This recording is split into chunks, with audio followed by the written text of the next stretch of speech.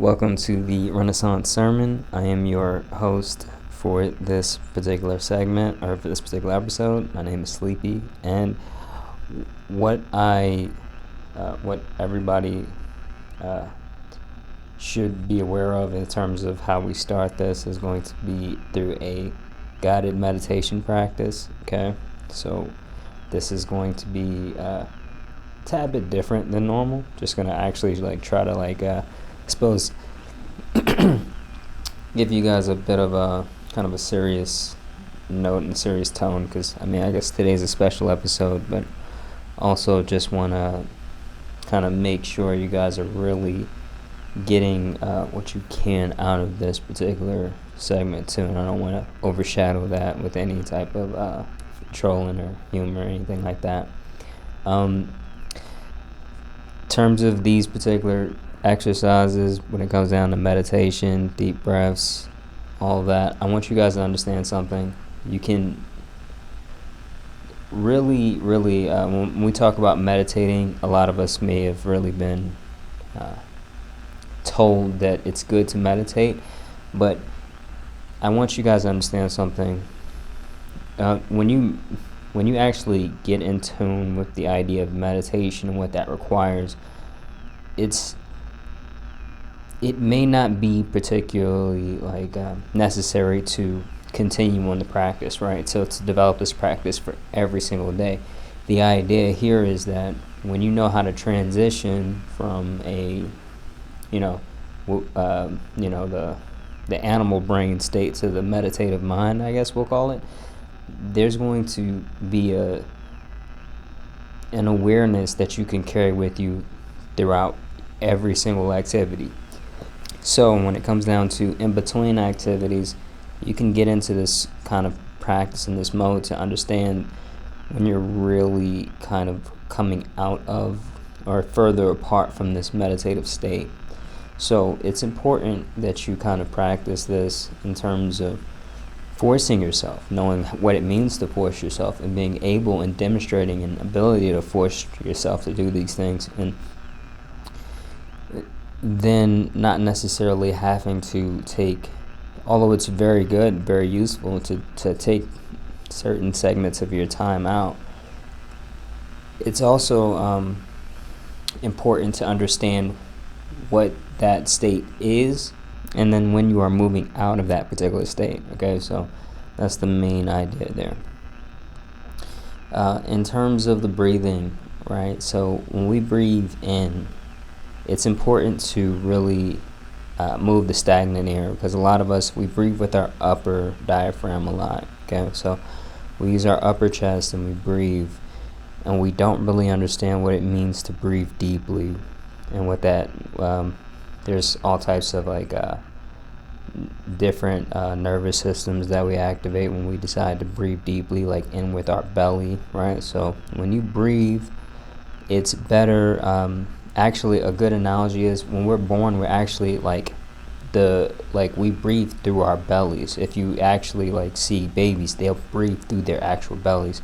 So it's more natural in terms of actually what you're getting out of, but it's also in terms of an energetic explanation of it is that there's more of a you gain more from your actual environment, from the energetic, or you're able to digest more and consume more in terms of the actual air itself, right? So that exchange is important in that particular way. I'm not going to go down the rabbit hole, and I'm not particularly up to date on the actuality of it, but in terms of the breathing practice, we're just going to do the 3 breaths, okay? So when you breathe in, I want you to breathe in through your nose, and I want you to breathe slowly. But rather than using your chest to really try to expand your upper diaphragm or your upper lungs to get the air in, I want you to focus on expanding your actual belly. What that's going to do is it's going to force in more. That's going to force in air to your lower belly, and it's going to really mix up the stagnation that we really accumulate throughout our lives. Because essentially we go from this we have to transition at some point, and that's through kind of life. What life does to us is we transition from really being quote unquote belly breathers to chest breathers. Not sure how or why, but we want to really understand what it entails to be a really more breathe more through the belly, and that's the concept here. Also, another good thing to note is breathing through your nose is always good. If you have like kind of like low intensity exercises, for instance, it's always good to kind of maybe like breathe through your nose. Practice that. Also, you can do like mouth taping exercises and stuff like that. Good for things like if anybody's out there trying to get healthy for anything, a really good place to start. And it's also like in terms of mentality, but also actual physical health as well. So really good to understand that. And so you can I'm not gonna do the 3 breaths with you. We got lots to discuss today. So in terms of actual like practices, very good place to start, and a very good understanding to have about really just meditative practices in general. Yeah.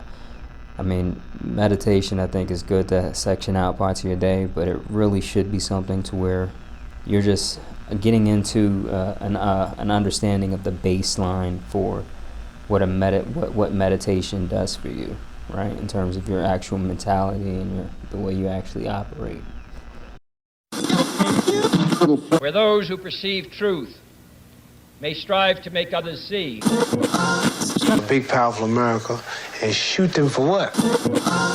On that continent, we are trying to forge a new identity for which we need each other. With the last words on my lips, that I am a revolutionary.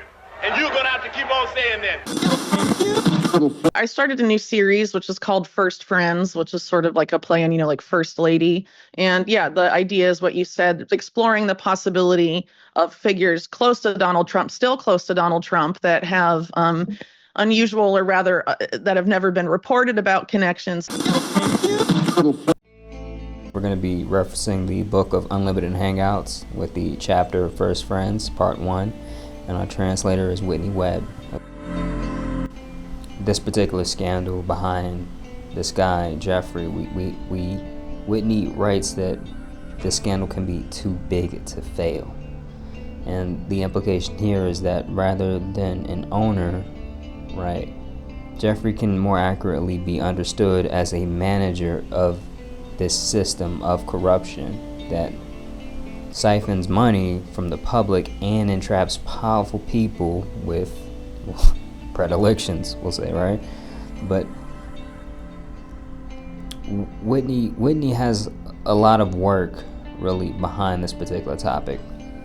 One of the main ones that a lot of people should know about is One Nation Under Blackmail. She's doing a lot of work in this book, which we kind of view it as kind of the book that really talks about Jeffrey Epstein, but it's really focused on the network, right? Because we haven't quite come to terms with the scope of this particular network behind this particular scandal. And when it comes down to Whitney Webb's work, a lot of it is focused on the actual network itself, right? We're not trying to simply just expose one guy's crimes. We can't get an explanation through one guy being able to do what he's done in this, or have what he's had, and get to the status that he's gotten through understanding him as some lone guy. A lot of times you'll hear like, oh, the most likely scenario is more likely the one that's true, and the most likely scenario is he is involved in a network. That is the most likely scenario when you look at the evidence. And when it comes down to it, it's just all about what is out there that is readily available, not reliant on any type of government investigation, just information that can be found. That's what's so crazy about this. And Whitney Webb only works with really what is publicly available, right? The publicly available information. When it comes down to just Whitney and really just what she focuses on, and the idea that mainstream doesn't focus on this, it is very much telling. And Whitney paints this very expansive, or a very serious case for just how expansive this network is, right? And this is really talking about really the idea of Jeffrey having mentors and connections to people that were not investigated seriously, but is very much he is very much connected to them regardless. So given the power that this guy had, right? The passes that he was given, particularly when it came down to getting this crazy deal, and back, I think it was 2008 when he was first tried, but it was, don't quote me on that, but particularly it was pretty crazy because the court, in many ways, it fell on its sword, right? Even if it hasn't seen the consequences of its actions yet, I think it really is coming to a crescendo in terms of that point. Now we'll see, because this idea of being able to have this come about, and you say, oh, the co-conspirators get blanket immunity in terms of when it comes down to his crimes, the real telling portion of it was the idea that yes, he got blanket immunity, yes, he got some BS charges. They didn't even properly identify the charges as actual I think they called the minor a prostitute in some cases. It was insane. It was absolutely crazy. But the fact that he got blanket immunity for co-conspirators is the really, really telling part. And all of this, or I mean, I don't even know what the most telling thing is, because I'm not sure exactly what would cause a court to violate the victim's rights and not tell them about the deal in general, but they did not tell them. So this, what it was being called as a sweetheart deal, is very much a problem in terms, or very much a clue in terms of how deep this particular network is. Now, the actual and many of us, we look at these things and we suspect that yes, of course, there was a wide-spanning network of powerful people implicated, and a lot of us do suspect that there is a cover-up, right? But I really don't think it's hit people quite hard enough in terms of having them realize just how reliant the current system in place is on keeping this cover-up going, okay? That's what's so insane about this particular network. And this idea, the previews, it's in terms of the understanding of what really led to the beginning of this. Like I said before, Whitney Webb points out, this idea of Jeffrey, he is a manager, right? When it comes down to this particular idea, a good analogy would be, let's say you go into a restaurant and you get some meat that just essentially just makes you sick. But rather than actually suing the actual place, the actual business, they tell you that, hey, we're gonna let you sue the manager, and we're gonna get whatever we need out of this one guy, the manager that was there on duty at the time.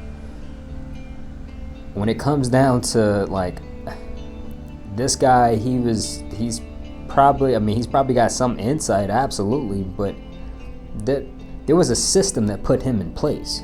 You understand? Like, that wasn't one lone person that did this. This was a operation. The operation should have to pay for this, but that's very much not what's happening here, because then we'd have really more understanding about the scale of this particular operation. And the span, the entire span of this network, I think you can probably, I mean, you can watch videos all day long and you probably still will not have the actual span itself, okay? The span is in terms of all of the people implicated and what's going on. But one thing about Whitney's work here with First Friends, she's starting to really give people an understanding about what's happening. So we're talking about this idea of not the entire span, but just figures in the span that mainstream media is ignoring. You know, if I could find it, I'm sure the New York Times and these people could have found it too. And why haven't they reported on it, especially if there's blood in the water against their least favorite president? We want to focus on this particular chapter, and I really want to, in terms of this particular segment that we're doing here, and I'll give people really just a few points here while we talk about this particular chapter. And these points are: one, I'm gonna try to give insight into Whitney's article, just a step of insight. You'll have to read the whole thing to get the entire understanding here, but we'll also talk about the figures mentioned, or the figures mentioned, which are going to be Flavio, who is also known as Italy's Donald Trump, and we'll also talk about Donald Trump and also Naomi Campbell. And these figures will help shed light on the operation itself. Okay, so we're getting more insight into this particular operation, right? Not the manager, the operation. Okay, because who was the manager next to? Who were the employees? Who were the people, like, who were the, you know, the potential other managers in this network? We don't know that. We don't know that, and that's a very big problem. Also, we're going to show some connection that we're going to really show the connection, or I guess establish it if you haven't really heard this particular connection, because the mainstream is not talking about this particular figure. And when it comes down to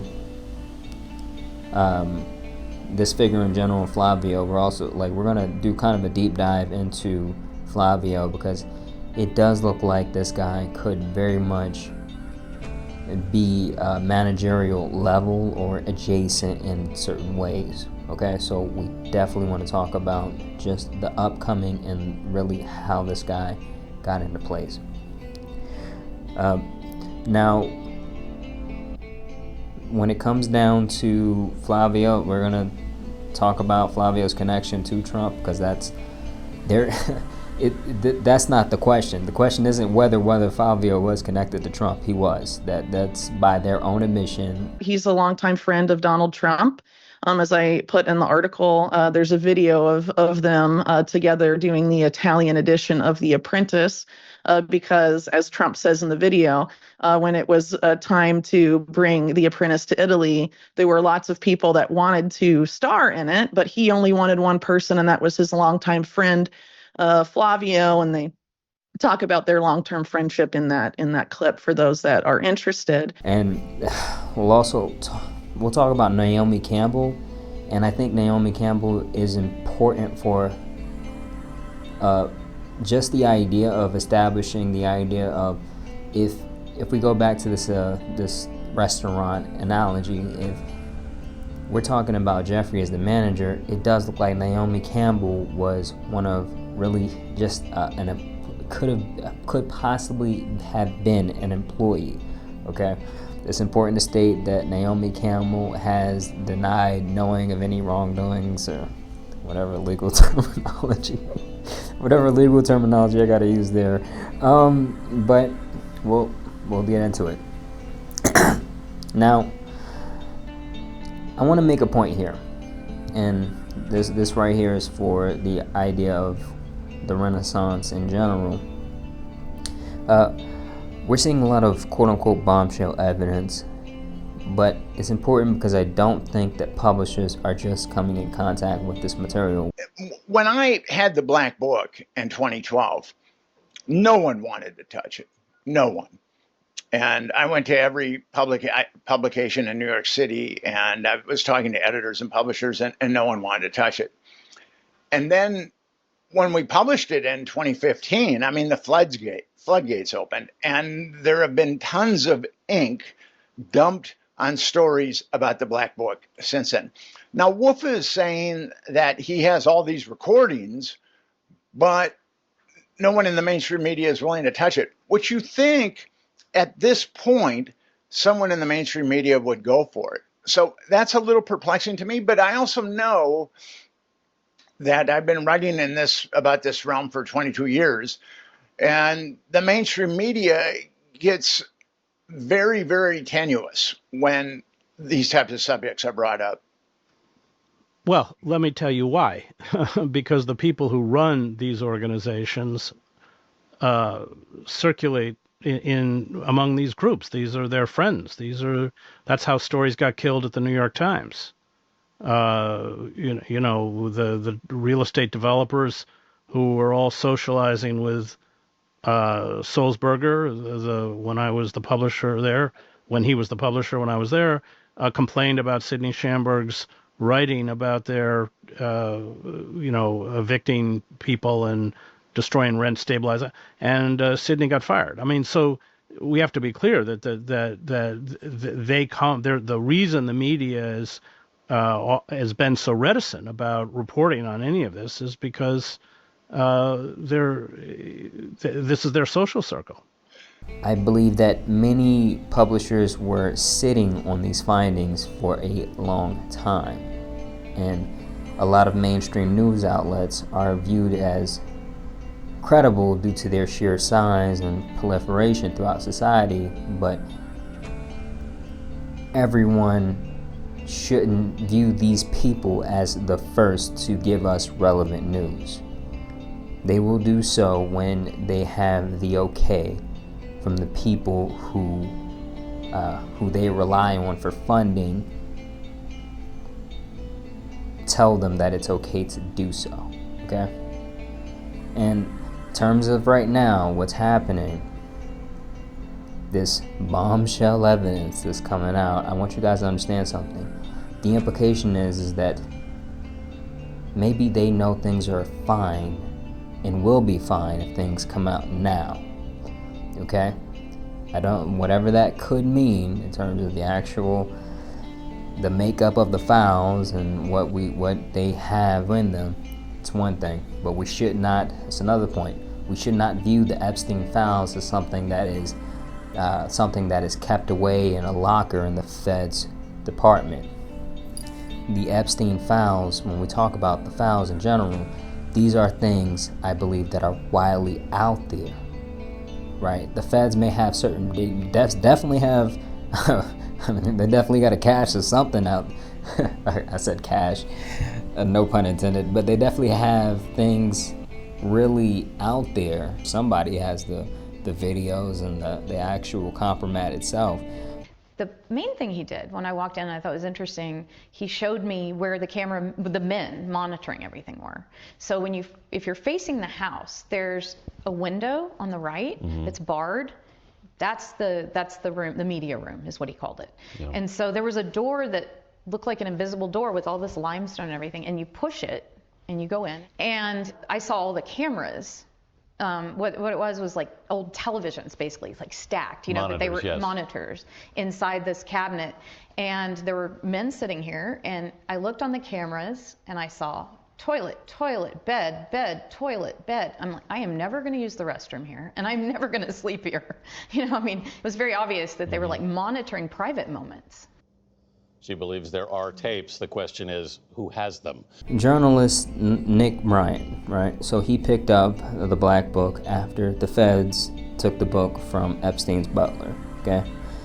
Epstein's butler was trying to like run around and sell this for some amount of money because he kind of realized like, hey man, a lot of rich people want this stuff. Let's see what we can get. When it comes down to Nick Bryant was denied by the large publishers in New York, okay? He ended up having to go to Gawker, which was a small publisher, to really put this stuff out. And these news outlets, they viewed it as like he was told all types of things when he was trying to get this stuff out. But when it comes down to these news outlets, we got to understand something, right? They need to be investigated, and honestly, the way I feel about it, I feel like they should be just disgraced out of existence or legally dissolved under antitrust laws at this point. Because for them to get information like this and turn away the person and then come back later when the news gets traction to try to like these people are void of any type of journalistic integrity, and it's crazy that they have the amount of respect that they have today. But when it comes down to looking for credible news sources, these outlets are not them. These are not the places you go to. These are the people who will give you information when it is okay, when they are told it is okay. This operation, they are implicated in this operation. The people that fund them are implicated in this operation, okay? The friends, in some way, they are not trustworthy, especially when it comes down to this story, okay? Now, we got a particular problem in society that's accelerating due to really just the relevancy of social media taking up larger portions of news space, right? And really gobbling up the idea of local news in general, okay? Because I want you, like, the weird tech bros, they're not going to hesitate to betray the general public if people in power ask them to do so. If they ask them to betray you, they will betray you. I think there is a very good reason to believe that, okay? When it comes down to Mark Zuckerberg in particular, Sarah Wynne Williams, she's a Facebook whistleblower who worked with Facebook in terms of getting them into policy. She's one of the she's one of the really just the frontliners in terms of the pioneers for how Facebook spread throughout the world and got into the international politics of things.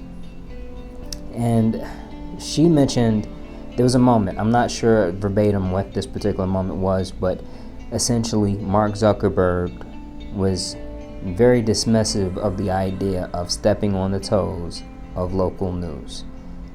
When I say dismissive, it was a glancing thought, like, oh, these peasants can move out the way. That's very much the energy that it came across as, right? And I want you guys, like, this idea of how important local news is, and particularly in Trump's first term. This isn't really regarding Trump in general, but the idea here was a local newspaper sounded the alarm that, particularly in North Carolina, the water was poisoned, okay? They were the ones who broke the story and spread the news. I want you guys to ask yourself something. When it comes down to these tech guys, would you depend on them to spread news, or be more likely to suppress news about poisonous water? I don't think that any reasonable person would say, oh, of course they would prioritize human lives. They genuinely, I don't believe so. But I want you guys to really understand that dynamic, right? Regardless of whatever conclusion you come about in terms of whether it's the same as mine, understand that this is what we're looking at. When we talk about tech people, who pays them, or what allegiance they have, what type of morals and ethics that they would carry with them in terms of like journalistic integrity, spreading the news about something like that. It gets into a situation of life or death very fast when you talk about how information is spread and our ability to simply rely on people who aren't in the area, but even AI at a point. You understand? Like, it gets dark. It gets very dark very fast. And Mark Zuckerberg's already proven that, hey, he's willing to violate the human rights of people in China for some, if he's able to get in China and do these things, and the government will let him do these things. And I don't get the feeling, like reading Sarah's book, I don't get the feeling that he really would have any type of roadblocks to violate just people in general, okay? I really want to advocate for just new systems around platforming and empowering investigative journalists who are closer to the muckraking journalists of the old days and not the class-conscious protectors we see in media today. The journalists, particularly, I want you guys to understand that in India, there are particularly caste systems that I think give a great analogy to this idea, because these guys in the caste system in India, they do have journalists, but the journalists always have a caste-conscious understanding. They will expose the victims, they will highlight the victims as being, they will talk, basically give all the details about the victims, but a lot of times they'll say something very, not nearly as descriptive about the perpetrators, especially when they are of a higher caste. We have a very similar problem brewing here, okay? It's more obvious in India because of this caste system and because of how closely the cultural system is aligned to this caste system in India. That makes sense for them to really have to be able to see that easier there. We're not able to see it as easily here because, people in the West, like rich people in the West, they love like cosplaying as like just regular people, like everyday people. Like you see like this crazy out there right now. I'm not gonna mention names, but people will dress themselves up as normal and very much shed that skin whenever they get on their private jet to go home. It's insane. But this is we're going to try to give some insight here in terms of the actual story itself, just coming back to the particular chapter, because these guys, like I said, they're not mentioned by the media. Even though, in Flavio's case, we're going to talk about, even though Trump is connected to Flavio, so it would definitely do damage if you're looking to do damage to this guy that is supposed to be the most hated guy by the media, to get more information and dig this up. But something is stopping them, right? This idea in terms of media right now, something is stopping them from going after this particular guy. Whitney brings up an important point. If she can find this, the mainstream media can find it too. The big publishers, they can find it too. They can put it out. They're not. If you refuse to acknowledge the idea that they are not doing something at this point, then you are completely lost to the idea of what is the actual institute or the actual network itself, right? When we go back to the analogy, you're not going to be able to really understand the establishment. You're just going to say Jeffrey was just a lone guy that somehow scraped together this enormous network, this enormous amount of power, and that is not the most likely story. So now, them not doing their due diligence there, I think we will come to realize that more and more throughout this particular segment. But this guy particularly Flavio, he's an Italian businessman who is really who's probably more best known through his dealings through the world of racing, right? That's how really the public would have any public people who have come into contact with Flavio would understand him as being involved in the world of racing. But this guy has deals with weapons, taxes, secret societies, and other things, okay? Now, this idea of him being Italy's Donald Trump, as we said before, it's really due to his relationship with Donald Trump, and which kind of paints him as an even larger target for the concept of, the mainstream media to be able to go after this guy. But when it comes down to these guys, Briatore, or Flavio, and Trump were circled by Epstein's butler, right?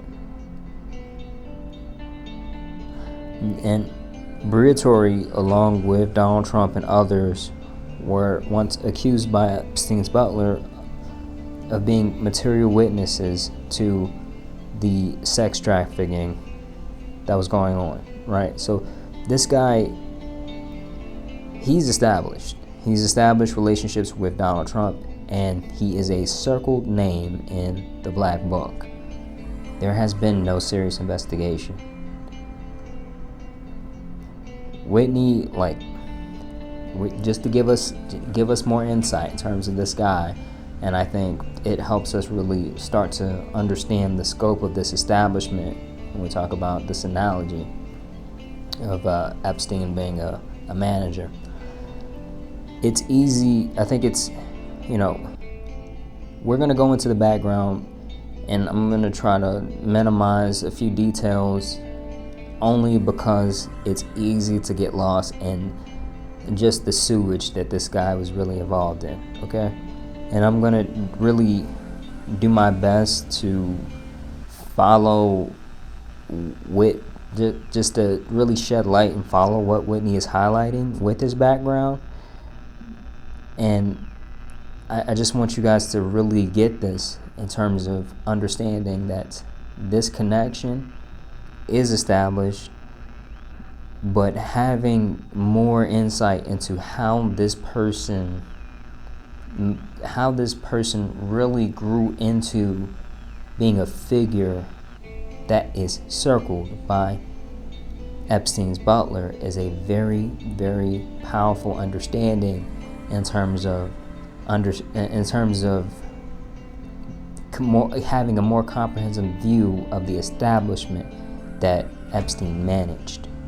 Okay, so this is the murder board, and there's only one rule here. There's only one. Don't make fun of my murder board. Don't hurt my feelings. When it comes down to Flavio is from Italy. Okay, and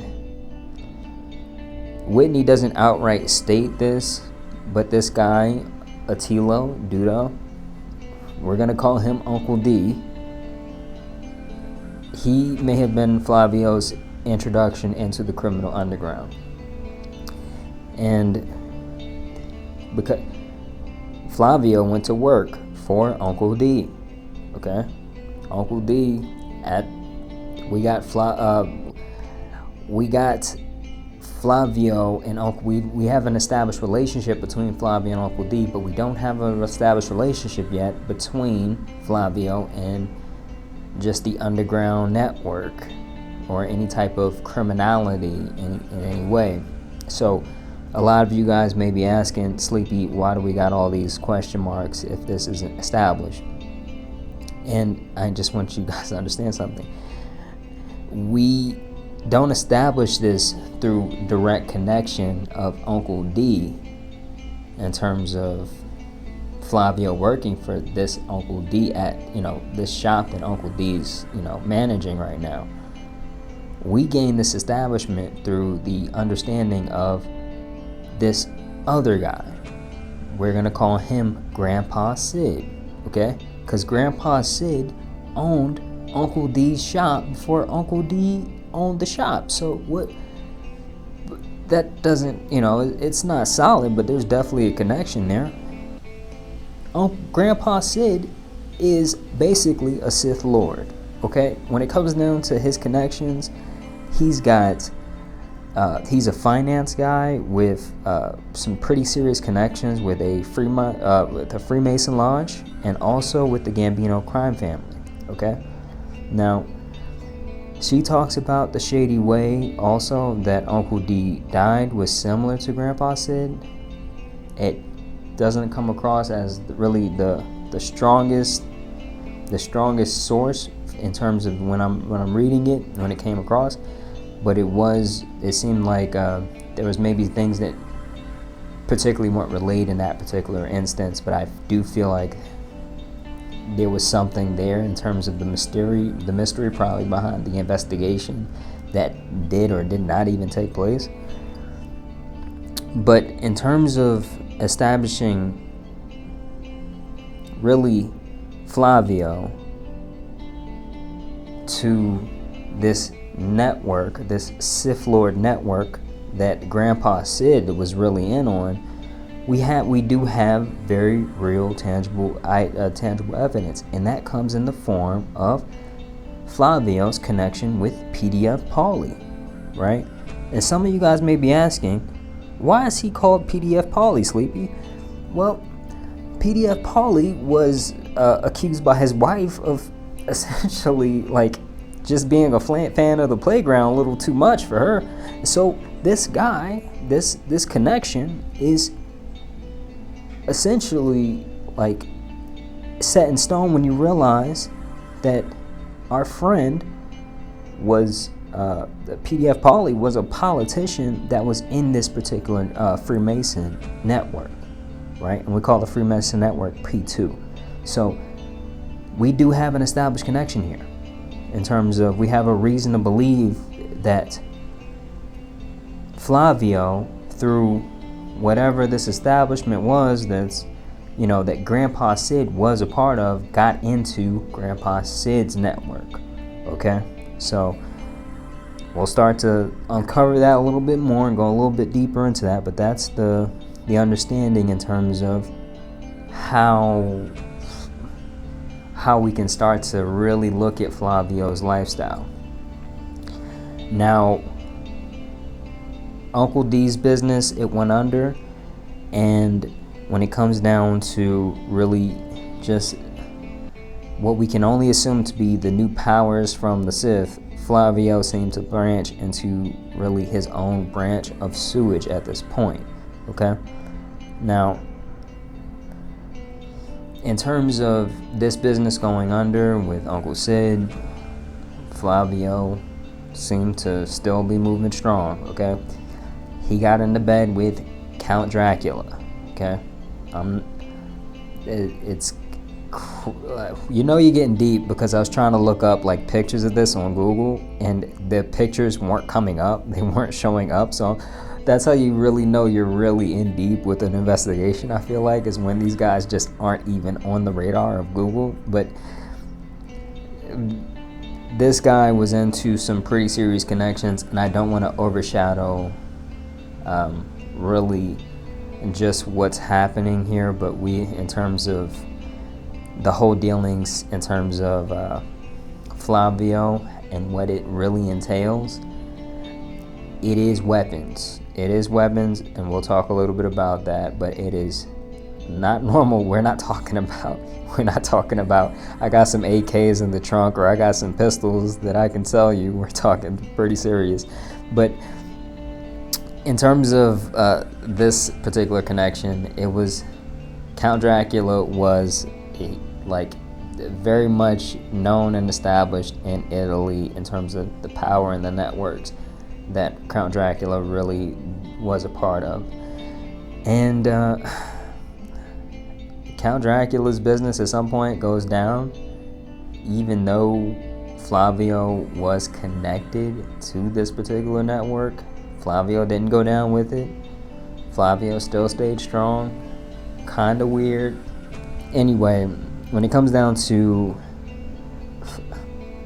Count Dracula, established there in terms of he starts to really connect with he's making these connections with these guys in politics and industry that are pretty big, but he also starts talking with this guy who is essentially a co-founder. He's a billionaire and a co-founder, or he's a billionaire now. I'm not sure if he was a billionaire when Flavio first met the guy, but essentially he was a co-founder in this Italian fashion brand. All right, so we're gonna call this guy Fancy Pants. All right, Fancy Pants is very much connected to Flavio's rise in terms of his more like Epstein-like lifestyle with more money, status, and connections. But when he like first meets this guy, he runs into trouble. He starts to establish this connection, but at some point he starts to get investigated for illegal gambling dens. All right, and the investigators, they find Gambino crime contacts in Flavio's journal. Okay, and Flavio has to flee to the U.S. Virgin Islands. Okay, this is another indicator about Flavio being connected to Grandpa Sid's network. Okay, Grandpa Sid was very much connected to the Gambino crime family. Okay, so we got one, he's connected with the Freemasons guys, and he's connected with the Gambino guys. So allegedly, I don't know what we're supposed to say there, but the idea here is that this guy is very much, or he could be very much involved in essentially the network, the Sith Lord network, that would turn into much later this managerial Epstein-like figure, right?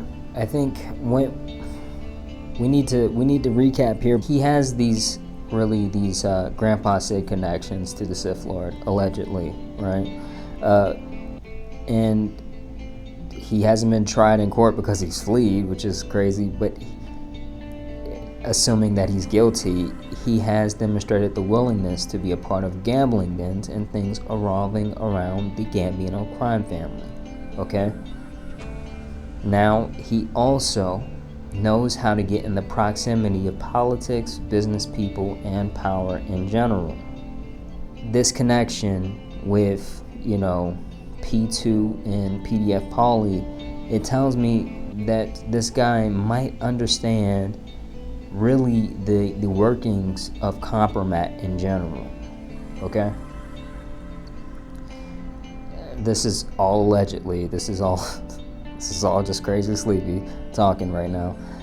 But in America, you see how Flavio could have flourished into a legitimate Sith Lord that would be circled in a book from one of the most famous traffickers in history. I'm trying not to get in trouble with YouTube. Now,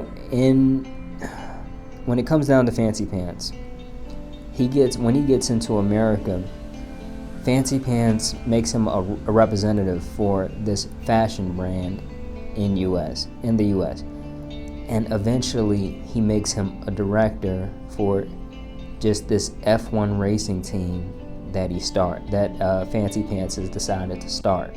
Okay, and we'll come back to the F1 racing stuff. And Flavio,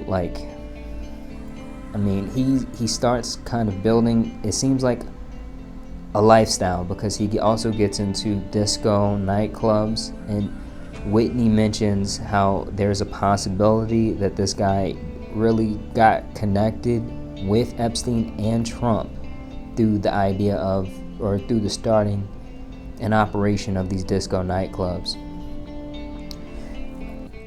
And while in the US, this guy goes between some well-known tax havens, okay? We talked about the Virgin Islands, but we also have some tax havens somewhere in New York. I'm not sure about the exact name, but it's very much tax haven, and essentially just people who are trying to extract money from the country without giving back anything. And I want to really pinpoint here, I think, this idea of essentially having this disco nightclub being involved in the F1 racing events, in terms of the actual director for this team. You have a sense of power here, right? You have an element of power, and you have an element of being able to attract and impress friends and women. Okay, so we also have, just to let you guys know, in terms of the F1 racing, we got people that are involved with F1 racing in the famous Black Book. Okay, so in terms of connections, it does look like it's another strike that this guy could actually be more of a manager of what we're looking at here. Okay, impressing friends, I think this idea becomes really more important when you understand that the people, the friends that he could have been trying to attract were the same people that he was meeting in these tax havens that he was going back and forth between. You understand? So imagine the power that tries to go to tax havens, and imagine them realizing oh, he has access to these particular places, these particular events. I can impress my friends there. It would be really easy to start to build out that underground slop network, basically, right? Now, this is one thing, but we also have the idea that this guy is a part of the Gambino crime, or not a part of, but he is allegedly, I'm going to keep trying to say this, he's allegedly a part, or has ties to the Gambino crime family. Now you can imagine when these guys these guys in these particular places, in these particular networks, what they would do, what they would start to kind of really how they would grow with this network, and how they would use this network in general. Very interesting. Okay, Whitney Webb talks about how the idea of the mob, and they didn't just magically disappear, they became business people, they became corporate leaders. This idea of what a lot of society is now, I think we don't have a complete understanding of it. And this is a quote directly from the article, and it's important to say here, Whitney Webb also quotes in this particular quote, so it's kind of gets a little muddy, but I'm going to say it out loud and go to the article and read it for yourself. But she's talking about Flavio here. So Flavio later developed a conglomerate called Billionaire Life, a holding company for restaurants, luxury resorts, and a hot culture fashion line. With Billionaire, now this is a quote directly from Flavio, "With Billionaire, I didn't just create a company," Flavio later told Entrepreneur, "I created a lifestyle. So thanks to Billionaire's success, Flavio is now increasingly referred to in the press as a hospitality mogul.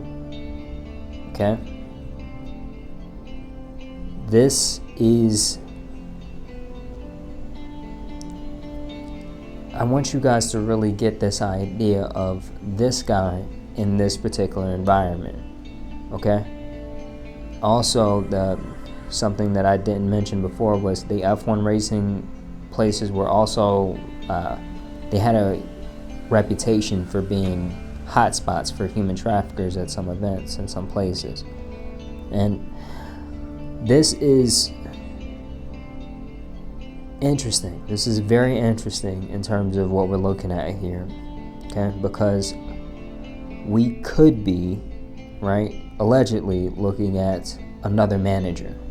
We could be, right? Or someone who is able to help support and give lots of support to this particular establishment in general in terms of the operations for this establishment.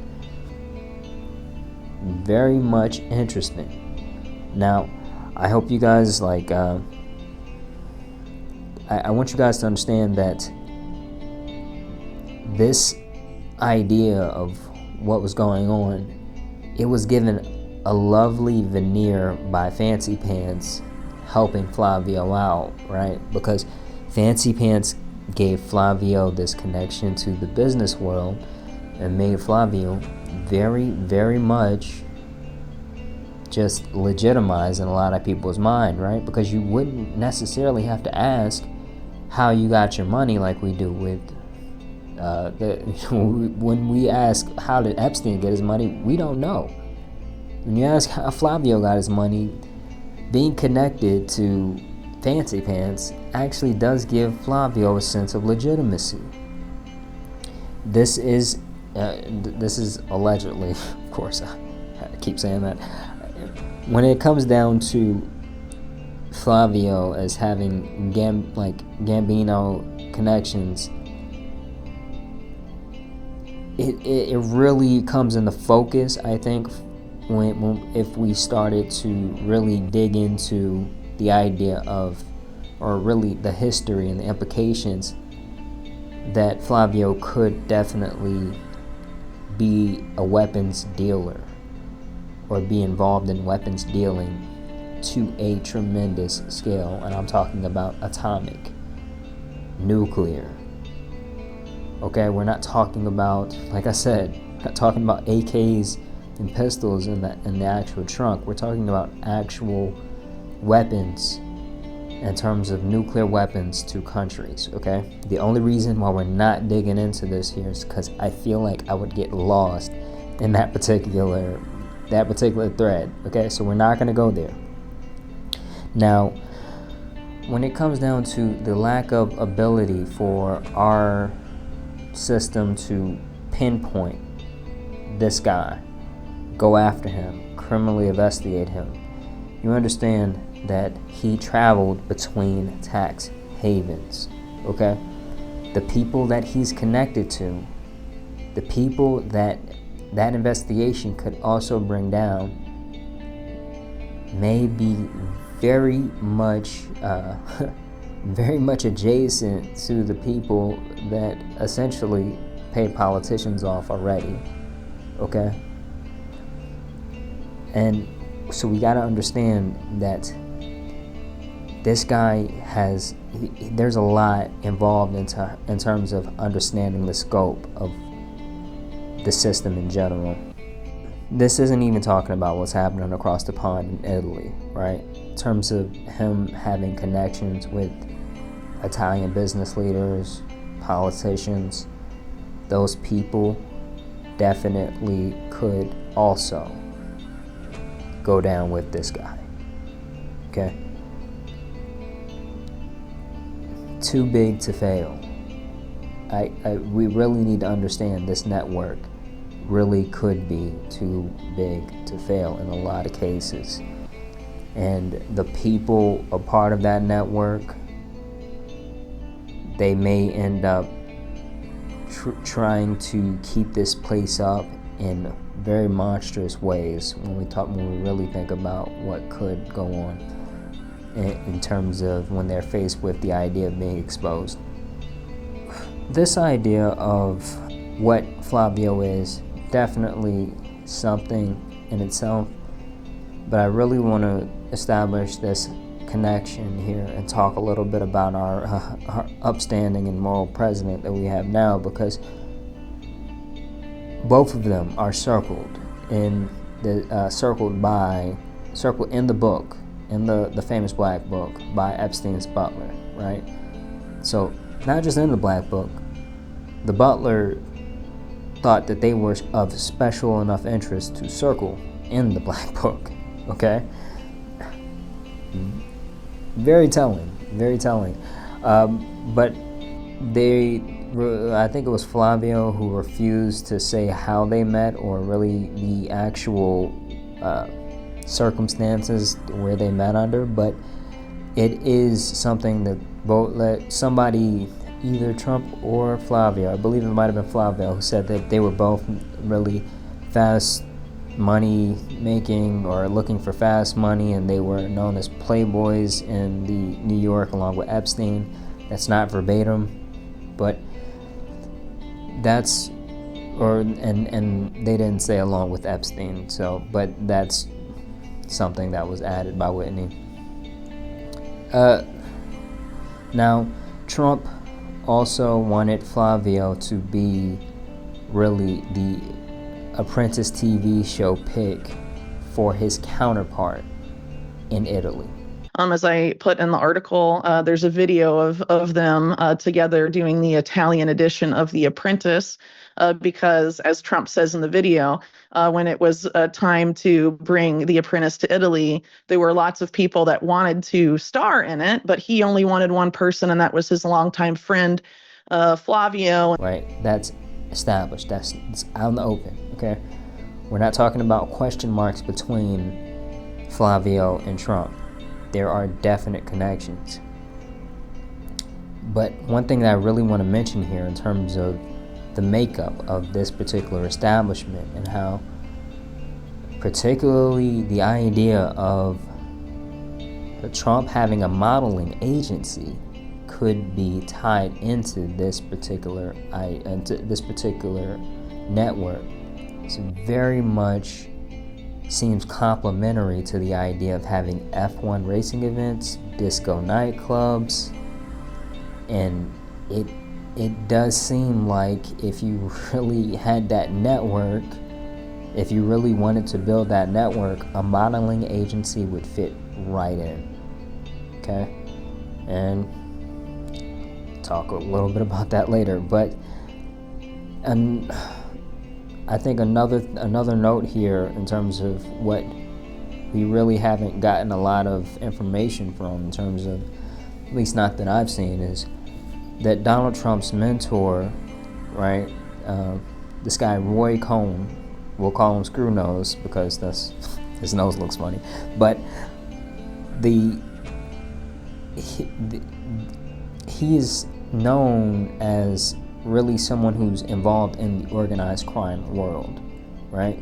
So, and Roy Cohn was involved in sexual blackmail activities at the Plaza Hotel, which Trump later bought, and then later had teamed up with elite model management of Casablancas to host Look of the Year there for a few years. Roy Cohn not only was involved in sort of those sexual blackmail networks, he was also pretty much it's very easy to document, a bridge between organized crime and political power in the U.S. He was involved in the Nixon administration. He was involved in the Reagan administration, while also serving serving as lawyers for top mob bosses. The same way we got Grandpa Sid being a question mark for connecting Flavio to the underground world, it seems like we got this guy, right, Screw Nose, direct mentor with Trump, has direct connections with the organized crime. The connection there is even, it's even stronger. So in terms of having to make less jumps in logic to really get there, if any jumps at all, honestly, to say that Trump could be connected with organized crime. Very interesting. Now, in terms of this idea of Roy Cohn, if there is a connection between Trump and the organized crime world, and there's a connection between Flavio and the crime world, the Gambino crime family, will say, you can see how they can kind of create a new level of bonding, right? That may go into the background for why Trump was so set on Flavio being his counterpart in Italy. And that would be, it could, you can kind of see that forming quite easily, I may add. But this, I keep going back to this frustration. I'm sorry, like, for anyone out there who's just like, yo, Sleepy, let it go, I'm sorry. But the idea of mainstream not covering this delegitimizes them in so many ways. And I am like very upset with the idea that they are keeping a lot of this, with the idea that they may be keeping a lot of this up for simply their, the donors who give them money. But in any case, I want to say that this idea, these two being connected, that's definite. This guy fleeing Italy after like having connections, or allegedly having connections to the Gambino crime family, it is pretty insane when you really get down the rabbit hole with these particular guys. Now, Whitney mentions one more figure here, and I definitely want to, and I think this is important enough to definitely mention, because it does help with the idea of this lifestyle that was really coming into materialization through, even without the modeling agency, just the idea of the disco nightclubs and the F1 racing very much sheds light on what this establishment could look like, because Naomi Campbell may have had a role in this particular system on really just the criminal human trafficking side of the Playboy lifestyle. Okay, now before we start going down this rabbit hole, Naomi Campbell has not admitted to any wrongdoings. I think she's denied a few wrongdoings in terms, or knowing about the human trafficking side, but she has said that she was running in the same circles with Epstein. Very interesting here in terms of having this connection, because I mean, one, she dated this guy. She dated Flavio, and Flavio introduced her to Epstein. Okay, that connection is established. Those two did know each other. Epstein was called a very one of the most important people in modeling in the late 1990s. Okay, so this, like, the attraction to this lifestyle for Naomi Campbell seemed to be very much set in place here. Now, she was dating Flavio, they broke up, and she got with the diddler.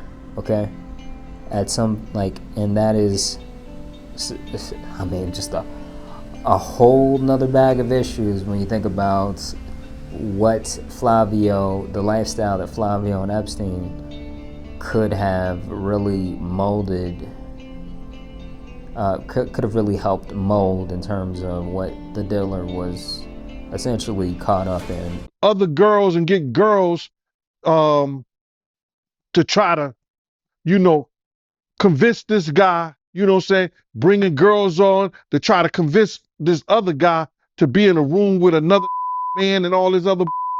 Yo, it all sound familiar, man.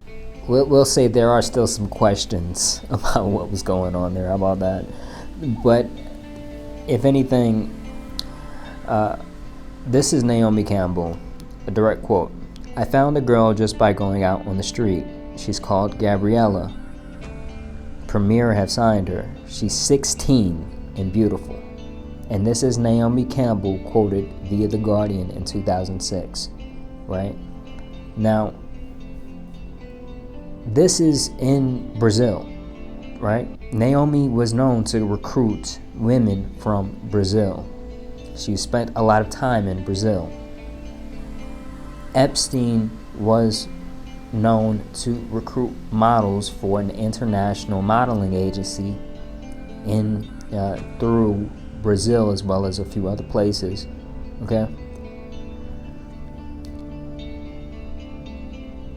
In terms of Naomi Campbell, it does look like this could give us insight into the employees. And we'll say, in terms of that analogy, if Epstein was a manager, these could be the employees that helped really make the business what it is. Okay. Now, Naomi hasn't she hasn't commented on visiting the island.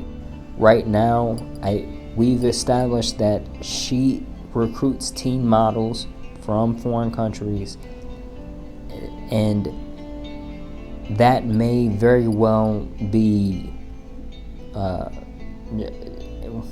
in terms of just if we're just going to believe everything that's been said, that may very well be the end in terms of her just introducing these models to agencies that could be predatory by themselves, and Naomi Campbell not really having real knowledge.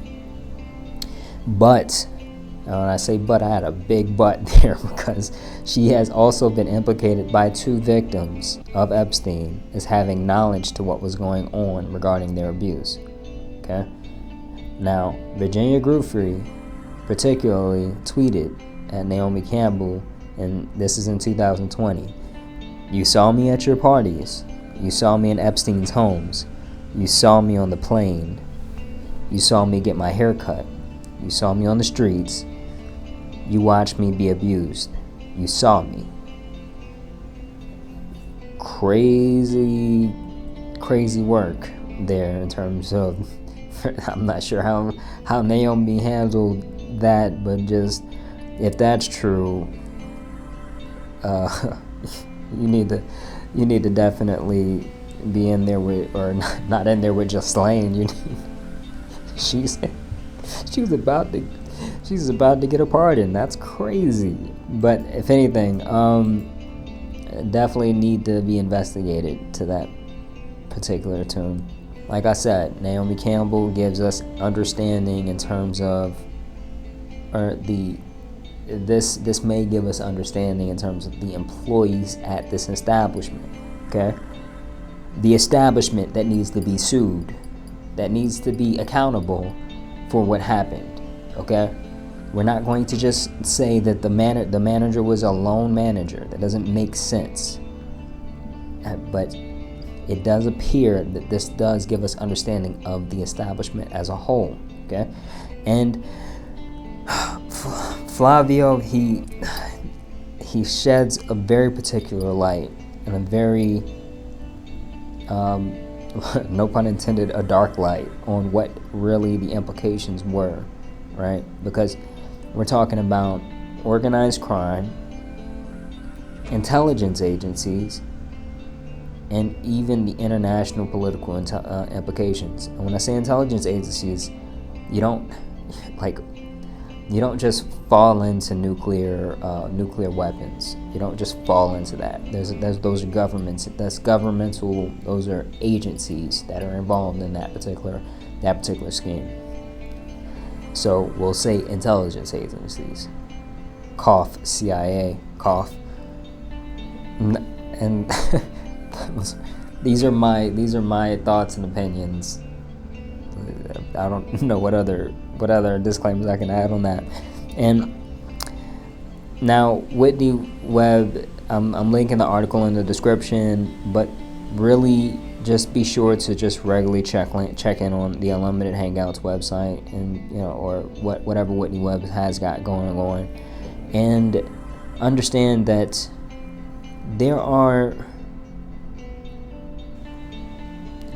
this is a piece. This is a piece to help give insight, right? You don't have to remember all of the things about Flavio. You don't have to remember Uncle D. You don't have to remember Grandpa Sid. You don't have to remember all these things, but you should understand the idea of this network in terms of what it could look like, what this establishment could be involved with, right? It's like, I feel like I'm thinking about, like, how when you pick out, like, you think you just got like a scab or something, and you're like trying to like pick it, and it seems small, but all of a sudden, like, you get like just this unbelievably like just entrenched scab that's really, when you pick it apart, it's coming with skin, and you're just like, dang, I don't know what I got into now. That's what this is making me think about. But if anything, I want you guys to go out there and look for people, particularly Nick Bryant, Whitney Webb, of course, and look for credible people. And that's not mainstream media telling. Understand something. Don't listen to what mainstream media is telling you with a lot of these things, or don't view them as immediately credible, right? Because they have law.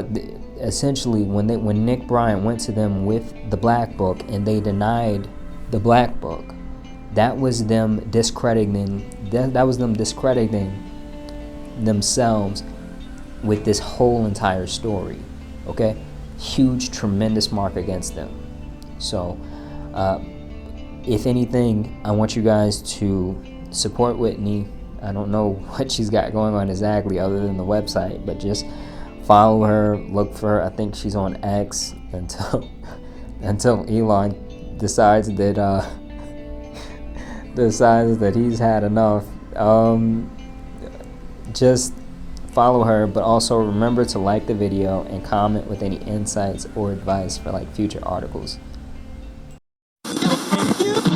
Where those who perceive truth may strive to make others see. A big, powerful America, and shoot them for what?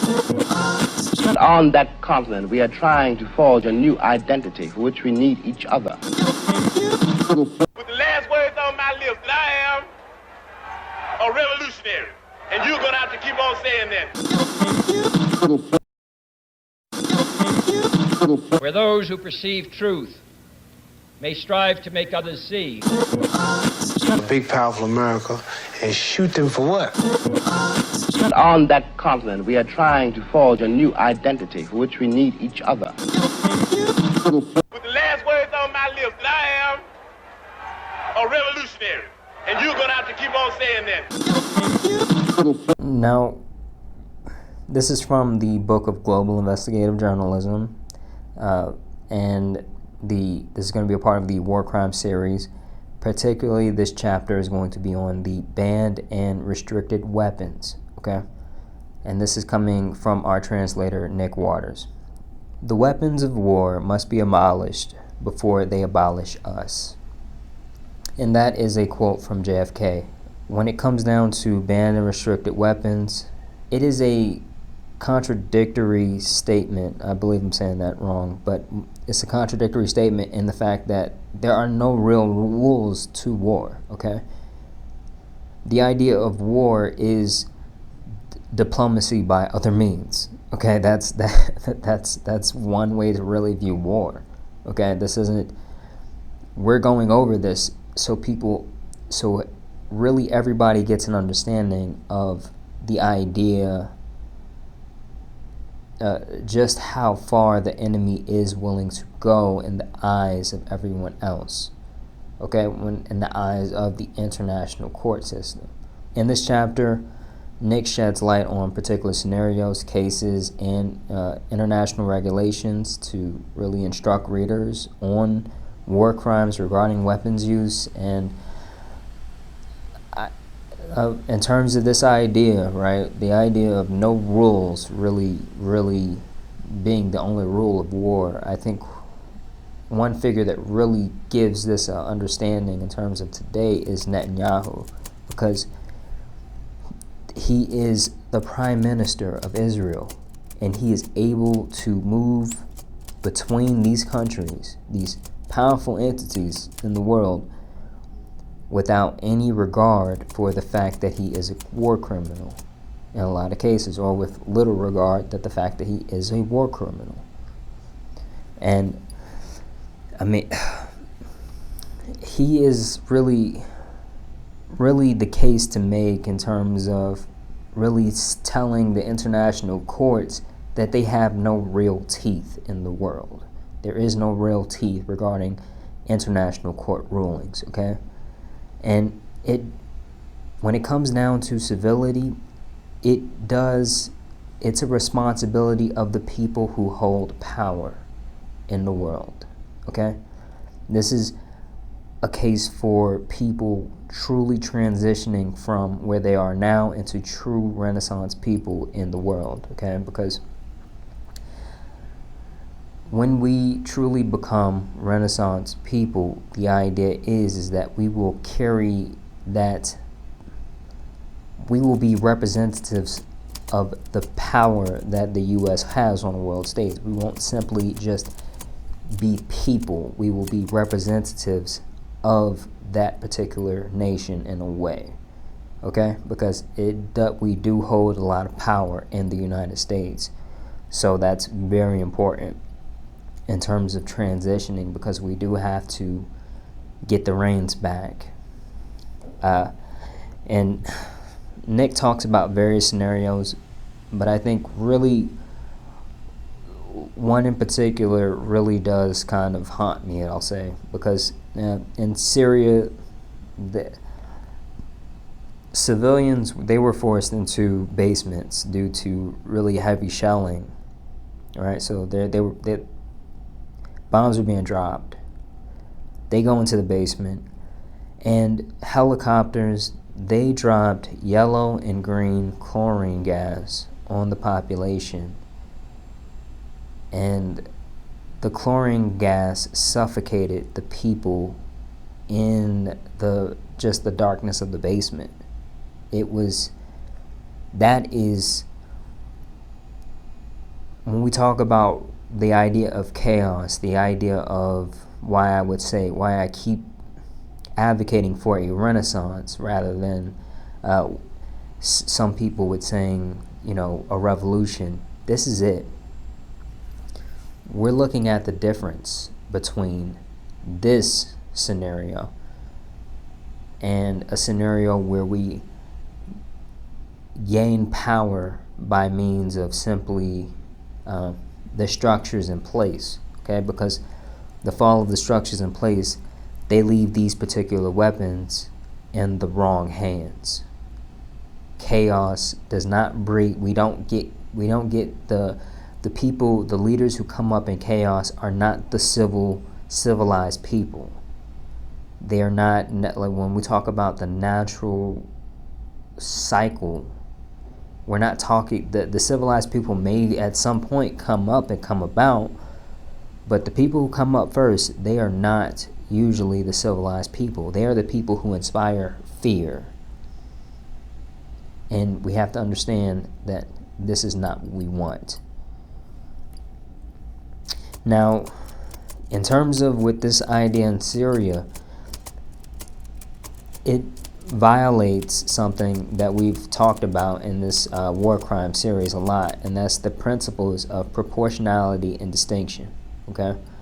I'm not going to go over that here, but you can kind of like read the video and pause it for a second. Now, this is a very likely a banned weapon, and this is very likely a restricted weapon use, but just an idea of whether this was legal or whether you were witnessing a crime is on the fact of simply the idea of proportionality, right? You can't simply drop a significant amount of gas on a populace and think like, oh, we're just aiming for the amount of soldiers that we've seen in this populace, when you know that there are civilians there. Okay. Now, this is, in terms of this idea, what's happened there, this is disregard, blatant disregard for civility. Blatant disregard, right? War already, I think, is kind of a, you kind of already have to take what it is with war in general in some cases, but there is a demonstrated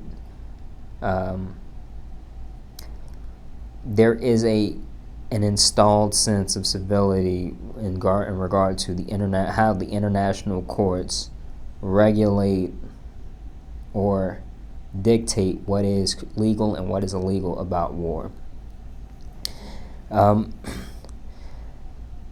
These people in general, when they drop this particular, what's happened, or drop this particular yellow-green chlorine gas on the populace, that was really just a complete disregard for the international courts and the international law, and we can only hope that one day they'll gain teeth and sharp enough to really hold violators accountable, and really show that there needs to be a level of civility even in these particular cases where we resort to diplomacy by other means. But I'm going to keep. I think we need to understand that this is war. This is really what war is. Okay, so we're talking about international courts, what's legal, what's illegal, and a lot of this stuff. But you definitely need to carry an understanding with you that hopefully translates into actions, that would help stop war in general. But this is what we need to essentially come to terms with in order to really give us the understanding that we need to the fuel that we need to move forward and stop and address the wrongs and the ills of society today. We talked about this theme about proportionality in terms of the way in which this particular scenario in Syria was handled, but there are things regarding simply the weapons use and how to really talk about the weapons use and how the weapons need to be regulated, that talk about whether there's a crime taking place or not. And these are important to a degree, because you start to realize when somebody is getting ready to violate a crime in general, because we're talking about not only the use but also the stockpile. And just to give you guys an understanding, mines are regulated, right? This is the Ottawa Convention, and this is also known as the Convention on the Prohibition of Use, Stockpiling, and Production and Transfer of Anti-Personnel Mines on their destruction. Now, anti-personnel, that means people walking over mines. Vehicle mines don't have the same regulation. They have a different regulation. I'm not sure exactly why that is, but hey, if you know, please let me know in the comments. Also, the idea of incendiary, or that's another thing that's regulated, and this is the treaty here is called the Convention on Certain Conventional Weapons. Now, this treaty governs the use of certain types of conventional weapons, such as landmines, booby traps, and incendiary weapons, and blinding lasers.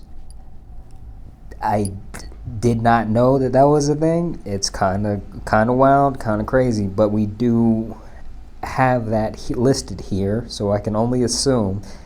And this is another thing about war: we don't even know. We have no clue about the real weapons of war, right? Because we see like, okay, you know, like it's not gonna be AKs out in the field. It's not gonna be like jungle warfare. We don't even know what is out there. Was Albert Einstein said, I don't know what weapons we'll fight World War III with, but this is after he's seen the atomic bomb, I believe, but he says, I don't know what weapons we'll fight World War III with, but World War IV will be fought with sticks and stones. This idea, in terms of the relaying of the technologies that we have available to us now, when we decide to simply use everything we have, we will destroy ourselves. That's not like this is not something that we need to play with. These aren't weapons that we have just, you know, hurt portions of the military and make them give up or whatever. We do not want that environment, and we are committing mass suicide if we go into any type of World War III type phenomena. This particular treaty, right, we're talking about the Convention on Certain Conventional Weapons. This is something that restricts the use of some of these of the things mentioned, right? The blinding lasers, incendiary weapons, the booby traps, the landmines. It like just restricts the use of these things. Okay, it's very telling, because it's just like, what are we restricting? I don't know. I haven't dug into that exactly, but we'll do it at some point, I'm sure. The next one is cluster bombs, right? And this is called the Convention on Cluster Munitions. And the convention prohibits the use, transfer, and production and stockpiling of cluster munitions. It has 108 signatories and 110 state parties. I think that just means how many people are signing and just how many people are paying attention to. I'm not sure what the difference is between signatories and state parties, but just know everyone hasn't particularly signed this. But this treaty defines really munitions as a weapons, cluster munitions as a weapon consisting of a container or a dispenser from which many sub-munitions or bomblets are scattered over wide areas. Now, this is something that goes kind of into the principles of proportionality, right? Because if you're trying not to violate the international crime or the international law, you just wouldn't use this in, you know, a city. But in a place like a desert where it's only, you know, you're only surrounded by, or you're using this in an area where there are only soldiers, that's another thing in itself. The next one we're talking about is Biological Weapons Convention for biological pathogens and things of that nature. Okay, and we're talking about a convention that governs just disease-causing organisms or toxins that are used to harm or kill humans, animals, or plants. Now, it effectively prohibits the development, production, acquisition, transfer, stockpiling, and use of biological weapons and toxic weapons. So, this is, I mean, this in particular scares me because I worked in a lab before as a research specialist, and that was one thing that I always thought about, you know, as I kind of work, is just like, or not, geez, not always, but I think about sometimes in terms of the capabilities that we're talking about here, because we, you know, there were places and portions of the lab that I wasn't allowed to go in because they were working on certain things and they had another degree of protection for that particular lab. But that is, it really does, you start to see how these things can be formed and start to gain more insight on that, and you start to understand that someone who does not care about humanity would be a very real problem in these particular environments. And that's something that I've always kind of looked at as like we gotta definitely have some kind of understanding between people in science and what they're capable of and what they have access to. And we have to carry that understanding as a whole with society. Also, there is the Chemical Weapons Convention. Now, this convention prohibits the development, production, acquisition, stockpiling, retention, transfer, or use of chemical weapons by state parties. And there are apparently 4 UN states that are not parties. And this is Egypt, Israel, whoa, surprise, North Korea, and South Sudan. Now, of course, chemical weapons, they don't have a lot of times they don't carry a life like biological weapons in terms of the way they're able to kind of adapt and things like that, right? They're not subject to the same pressures in regard to staying in the environment for a long period of time. So it's interesting to see that regulated as a different thing, but in a lot of cases, I mean, they are very much, they can be very much dangerous in a lot of ways, and even dangerous in regard to actually like passing on birth defects to children and stuff like that for victims. And Nick also lists a few scenarios where things are a bit gray, okay? Or list a couple scenarios, we'll say, right? So, white phosphorus.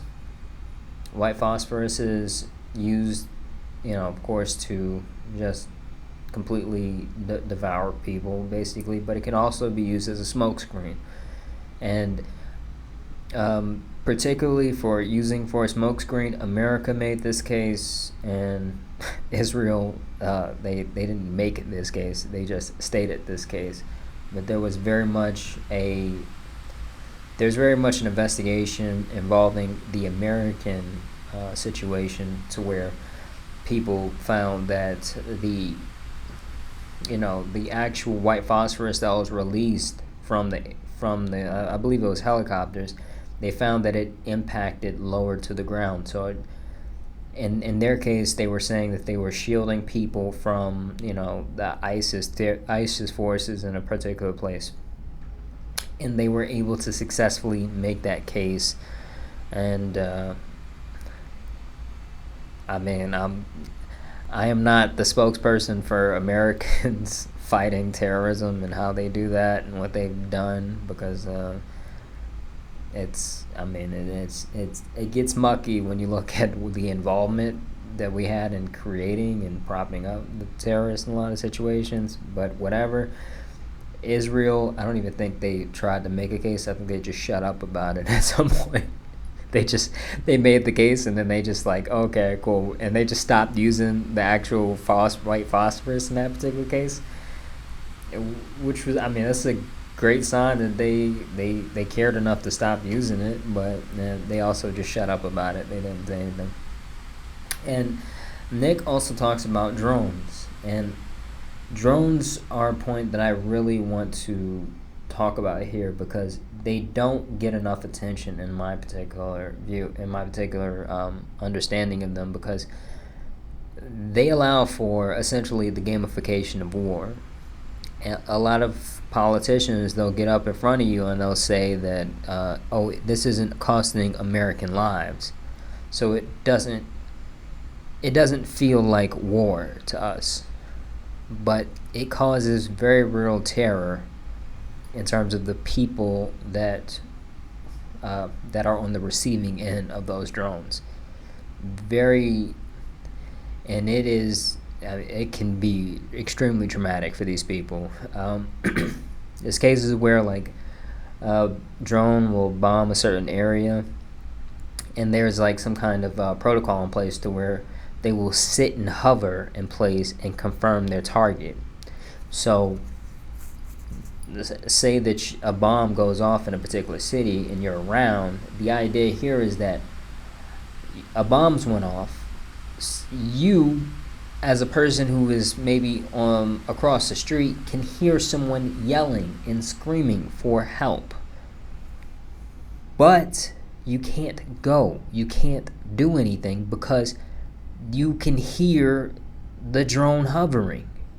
And by, if you're unlucky enough to be in these areas where America wants to free the oil, or free the people, excuse me, they will essentially bomb. They could potentially drop a second bomb and a second attack if they see fit. So you're forced to sit there and listen to this drone and, mixed in with someone screaming for help. And that could very much be life, in terms of, just to give you guys an understanding that this means nothing to us, right? That guy, the drone operator, the pilot, he's gonna be in traffic in a few hours with the rest of us.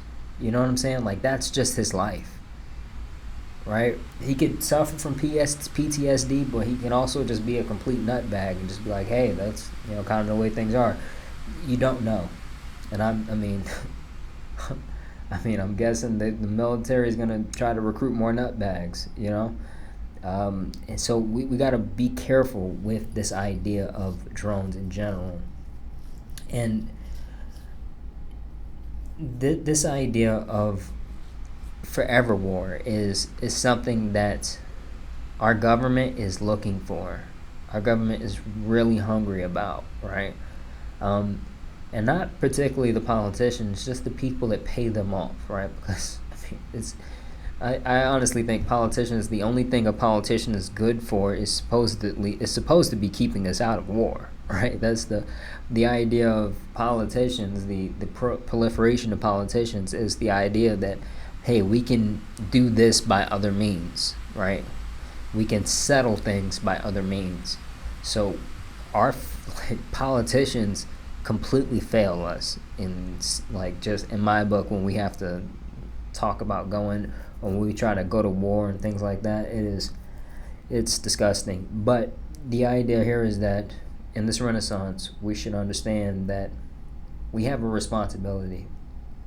We gotta rein in this idea of this Department of Defense and the State Department, and whatever could be taking its place now. I don't know, Donald Trump's talking about, he's dissolving the State Department, but it could be evolving into something much worse. It could be I'm not sure if evolving would be the right word. Could be essentially just transforming into something much worse. So we got to watch out for that. But we got to really, really take up the mantle and be representatives of really what we are in the world and what we really show the world. And that's going to require us really just being knowledgeable and gaining more knowledge, more understanding. Because I think when at the end of this particular transition that I'm talking about here, we won't have Netanyahu running free to the United States and parading around as someone who can talk about Nobel Peace Prizes, let alone nominate somebody for a Nobel Peace Prize. That is insane. But in terms of just hoping that this gives you guys fuel, our government handling of this particular situation with Netanyahu, they are hinting at a very dark possibility in terms of they may be just completely void of restriction when it comes down to the concept of armed conflict, period. They may not even care about what the citizens really want. Okay? I think it'd be very easy at this point, where we're at now, before this transition, is to say that we are being held captive by our Department of Defense. Where those who perceive truth may strive to make others see. A big, powerful America, and shoot them for what? On that continent, we are trying to forge a new identity for which we need each other. With the last words on my lips, that I am a revolutionary. And you're going to have to keep on saying that. Where those who perceive truth may strive to make others see. A big, powerful America, and shoot them for what? On that continent, we are trying to forge a new identity for which we need each other. With the last words on my lips, that I am a revolutionary. And you're going to have to keep on saying that. This is from the Book of Bloomberg, chapter London County Data Center Growth Strains Residents Seeking AI Regulation. And our translator is Linda Poon. It starts to make our planet look like a software board. Now, Theo Vaughn, in one of these crazy interviews that he decides to take, is he's made an interesting comment about data centers making the Earth look like a tripboard. And I feel like this particular chapter gives insight into this analogy, and possibly the world that Mark Zuckerberg and all the other tech weirdos really imagine for the rest of us. I think you would prefer the human race to endure, right? You're hesitating. Yeah, well, yes? I don't know. I would This is a long hesitation. It just seems like we're at the point with technology where the physical and the digital worlds should really be fully blended. Okay. Linda talks about the experience in a community of people that live in what she describes as the data capital of the world. I've not heard this particular description, but it is in the suburbs around Washington, apparently. The idea here is that people were lured in by cheap land that surrounded what they thought would be large swaths of farmland, but what they didn't know is that the city and the actual municipality, they were giving generous tax breaks to tech firms to move in and build data centers everywhere. And now a lot of the residents are trying to organize for a way out of this, and maybe even get essentially these tech guys to buy their particular land and have it rezoned as just completely industrial, so it's just for them. So, but they're running into roadblocks. They're running into genuine roadblocks. When it comes down to the particulars on why, what's happening here, it does feel like the move fast and break things mentality. And these guys, they're essentially buying up our government and the politicians to remove regulations, and this seems to be so that they can move fast and break society, right? And these guys are really being incentivized by people that they pay, right? Because these politicians, they're making these tech oligarchs believe that their money is proof of their genius by the politicians' ability to, or the politicians' willingness to simply not put these guys in contact with regulators and smart people that say, hey, dummy, we don't want this. This isn't what we're looking for in society. Nobody's saying that to them because they have the money, right? They have the money to pay the politicians. So the politicians, like most of them, they don't do anything without money. So when it comes down, when they do have money, it's going to control them. It is going to control them. That's unfortunate, but that's kind of the way the system is right now. We have, I think we have a very real problem that's brewing here, because this is what we're looking at in the physical, in the actual physical world. But in the 3D, in the digital world, it's different, right? Because when it comes down to the new generations that are coming up, a lot of these guys are perpetually attached to the online world and the programs designed by these tech weirdos, okay? The same way that Linda talks about these communities running into really just how powerful the lobbying is for what's happening in the physical realm. These tech companies are equally and possibly more bullish in terms of the regulations for the digital world, revolving around like data collection, design of their platform in terms of the addictive design for their platform, and just the privacy laws in general, right?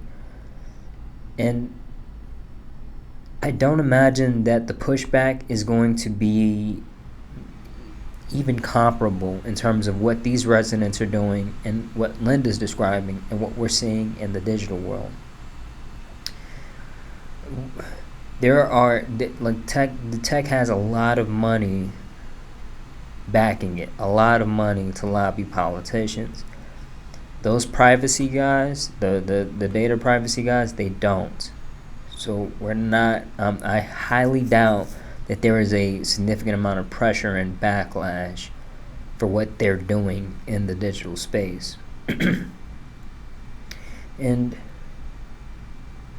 But even like when it comes down to like kids right now, we're looking at people, or they're coming up now. They're growing up to like just they're starting to grow up into adulthood, and we don't understand a lot of it because a lot of these guys are doing just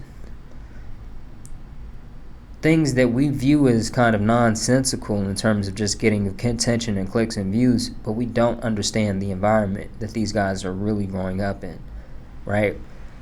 We may breathe the same air, we may live in the same homes, but to a mind that has to develop in a space that is built and designed by people who are quote unquote moving fast and breaking things, these people are they're treated like numbers. They are treated like numbers, and they don't care. They are literal experiments. Just to give you guys an understanding, opium was legal, right? Doctors were prescribing opium before society said, wait a second, this is crazy what we're doing. That was the life that we lived. And I think we're looking at this today with a lot of these guys, the way they're able to design and operate social media companies. Now, these guys, these environments, they have a lot of power here, and more power than we really like them to have.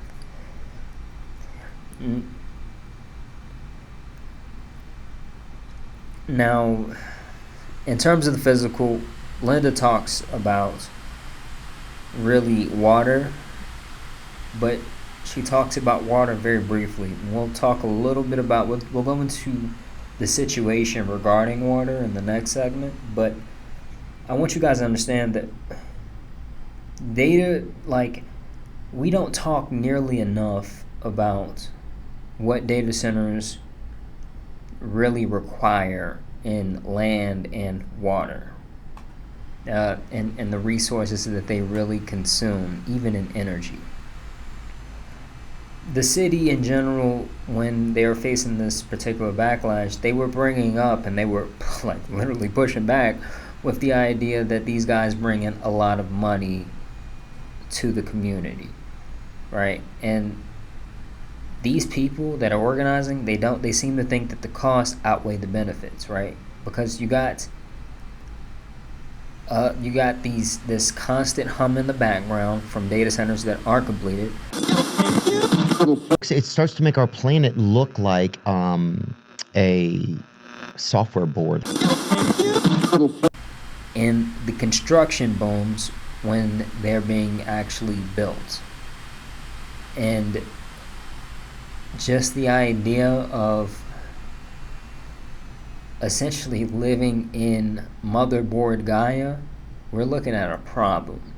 We're looking at a very serious problem, because these weird tech bros, they're going to say, oh, the peasants can live in the, in the actual, in these particular vicinities because they can't afford to live anywhere else.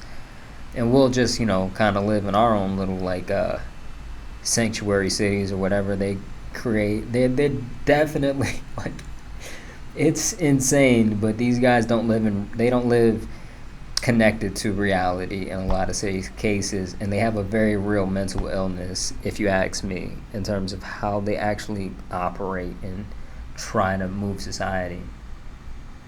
And just to give you guys an understanding, the US has more than 5,400 data centers, and that's more than 10 times the number in the next closest market in Germany. Hesitant, and this is a direct quote from the article, I'm not sure but what's being said about China, or if China's even taken into account here, but we are on the forefront. When it comes down to politicians who are able to be bought off, this kind of seems like a mark here in terms of how easy it is for these guys to start building and moving fast and breaking society. And it really does look like we're going to be one of the first societies to experience Motherboard Gaia, okay? And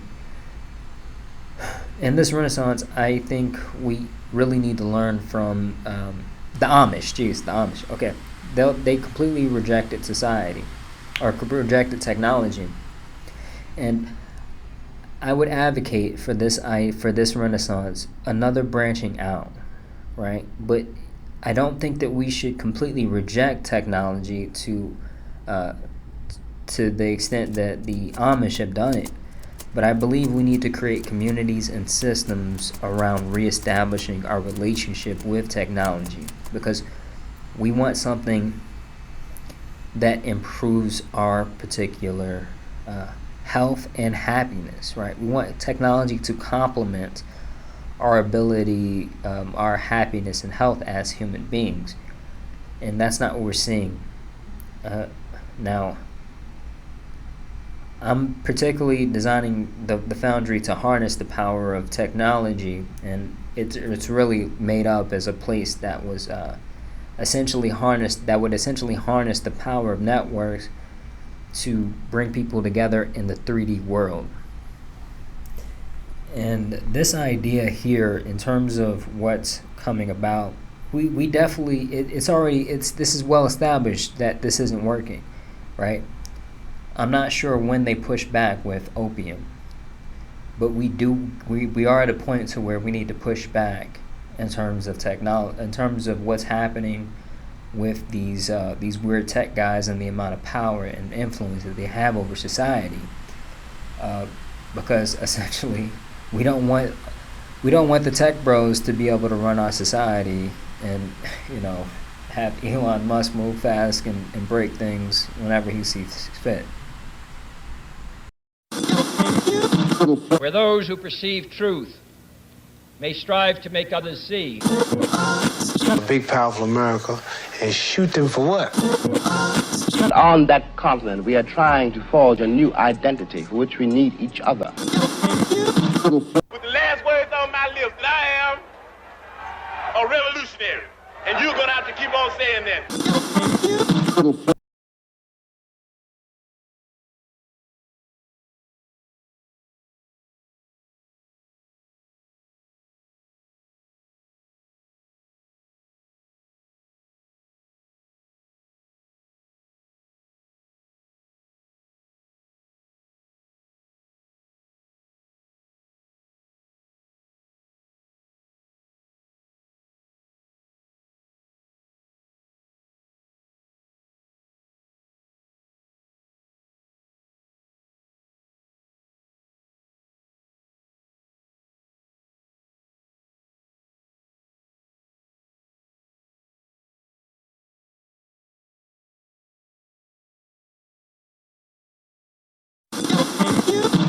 Where those who perceive truth may strive to make others see. A big, powerful America, and shoot them for what?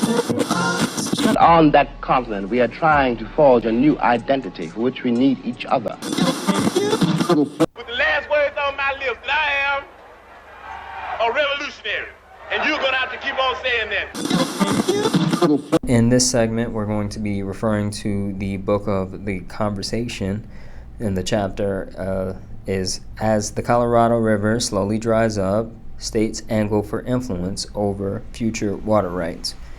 And our translator is Sarah Porter. The wars of the 21st century will be fought over water. That is by Ismail Sarageldin. Some of the world's largest investment banks have already spent hundreds of millions on water claims. Many, including UBS and Bank of America, are buying up farms and other lands that come with water claims attached. This is a quote by Mia DeFelice and Ben Murray of the foodandwaterwatch.org. That was from September 14th, 2023. There appears to be this understanding that citizens of the United States have, where a lot of us believe that our government will always uphold some degree of our needs as humans. But I really want you guys to imagine something. A politician calls the local news or the social media platform to ask that they explain to the particular locals the new water reservation initiative and help people understand why their homes are given water rations that will require everyone to flush the toilet 3 times a day or less. And the idea here is that the water conservation measures, or the water reservation methods or measures, are going to be in place until further notice. Now, this scenario is interesting because I have a few predictions that, or a few alternative predictions that may be likely or even more likely than what we're seeing here, in terms of when a particular locality is faced with the idea of limited water supply. First, I want to say that if you're in like the rich segments of town, they will not have to worry about the same things that we have to worry about at the same times that we have to worry about them. Okay? Second, the politicians, they may just be naturally hesitant to rely on tech companies to notify the public about a shortage of water supply when the tech companies are building data centers that very much contribute to the shortage of water. Third, the politicians can very well just try to figure out how to hold out in terms of for re-election, so just not say anything. And fourth, the privatization companies, they could lobby the politicians and even just delay the spreading of information in general, while they figure out how to make their shareholders happy and essentially sell to some kind of private equity company that can sell the spare parts or make money off the spare parts. And the fifth, in terms of back to my particular predictions, the politicians, they'll just loot what they can, and they'll get with their rich friends or other politicians to abandon ship before the citizens notice that they are drinking water directly from the sewage treatment facility. Given the status of things today, I'd say that one or a mixture of these predictions may come true. But it's important to note, some people may call me a pessimist and say that I should trust the government more. And I mean, I don't. I'm not really gonna tell people that they should trust the government more in a lot of situations. I'm definitely not the advocate for that. But when it comes down to this particular chapter, Sarah Porter, regardless of whether she agrees with the particular predictions that I laid out here or not, I think she does give us more insight into the problem of water rights and water shortage in general. Okay?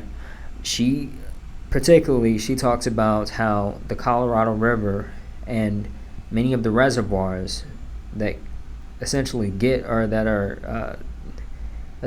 water from the Colorado River have become really low enough for states and Mexico, actual country Mexico, to begin to worry about how much water they are entitled to under the law. Okay? This is a quote directly from the article. Over the last 25 years, the quantity of water stored in Lake Mead and Lake Powell has declined significantly. Our primary driver of this decline is a lengthy drought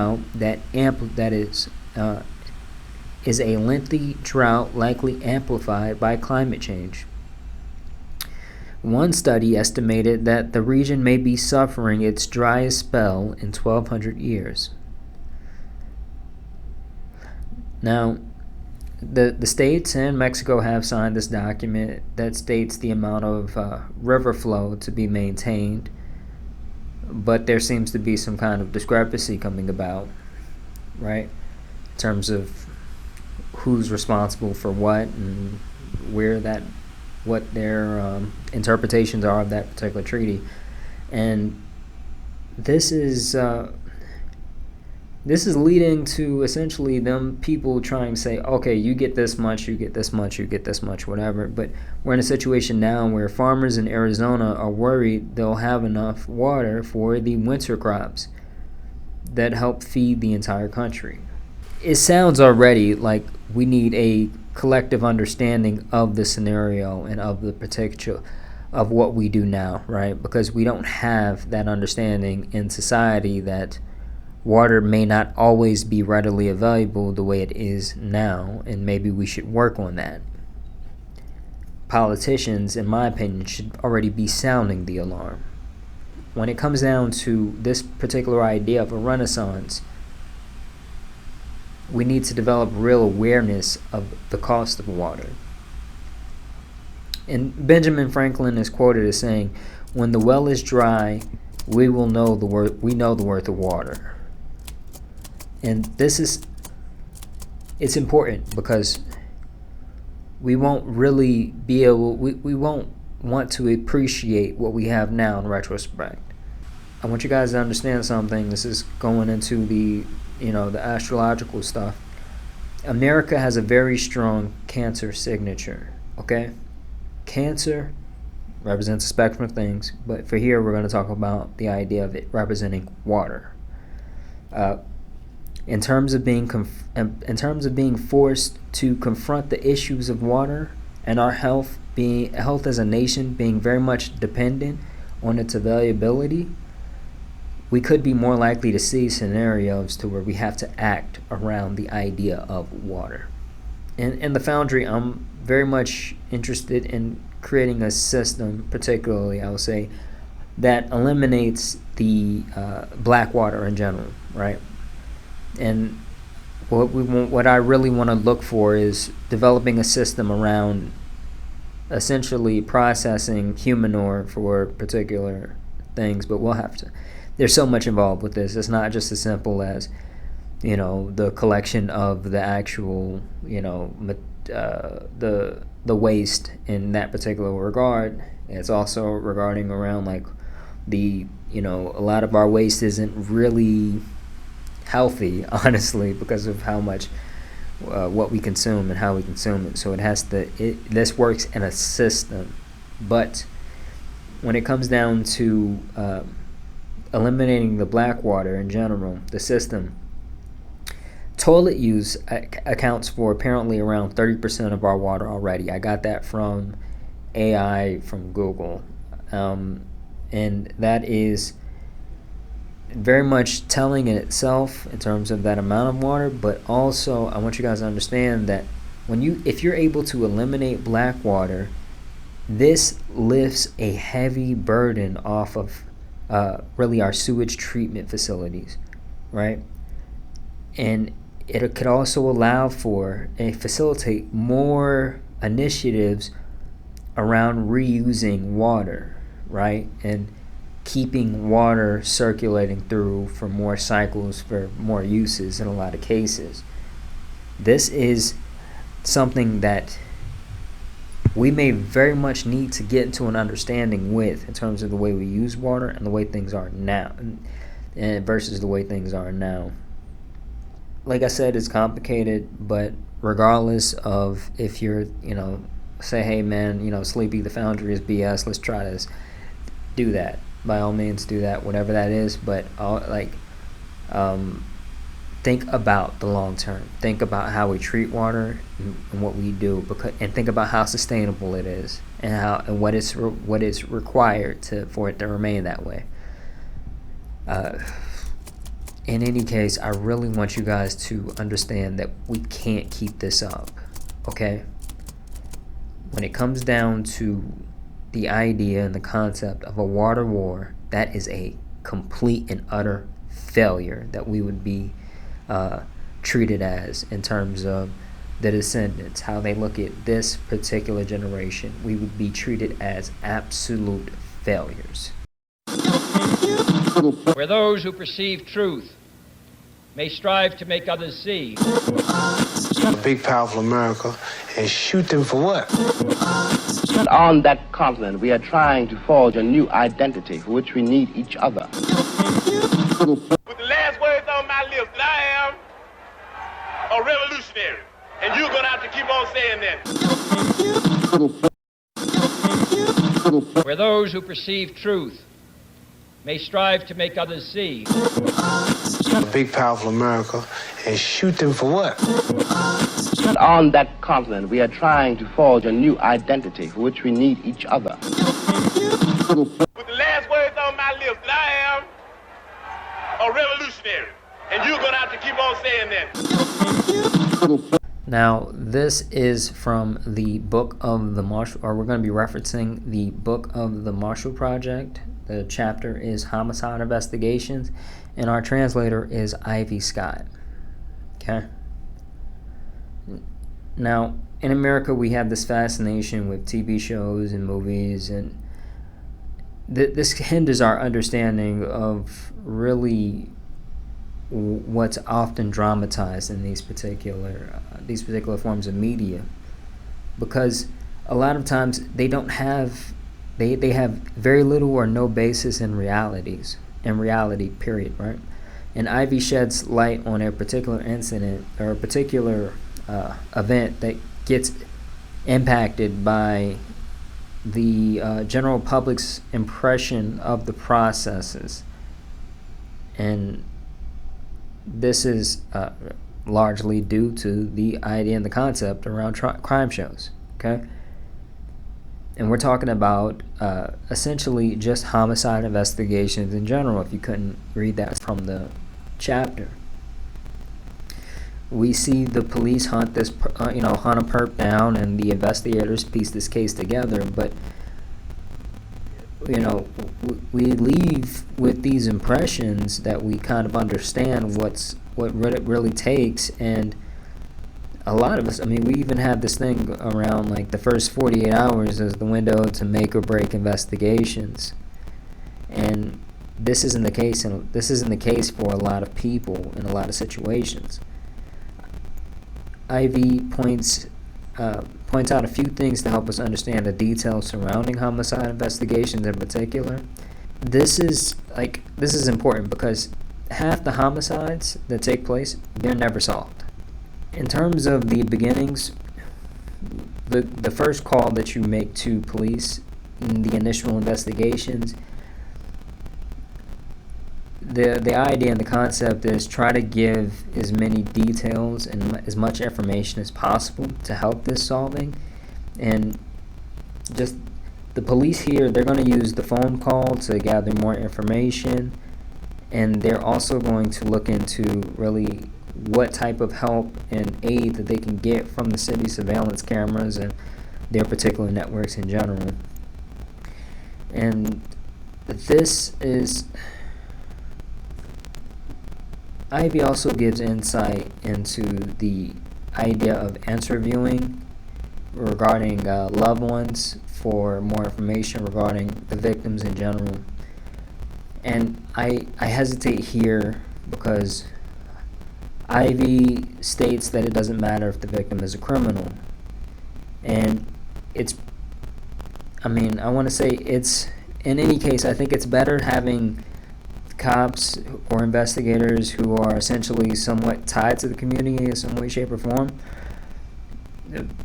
They would certainly be better than someone who's not connected to the area, but my real hesitation, I suppose, comes from the fact that police seem to have a really just honestly psychological mechanisms that lead to them dehumanizing criminals in a lot of cases.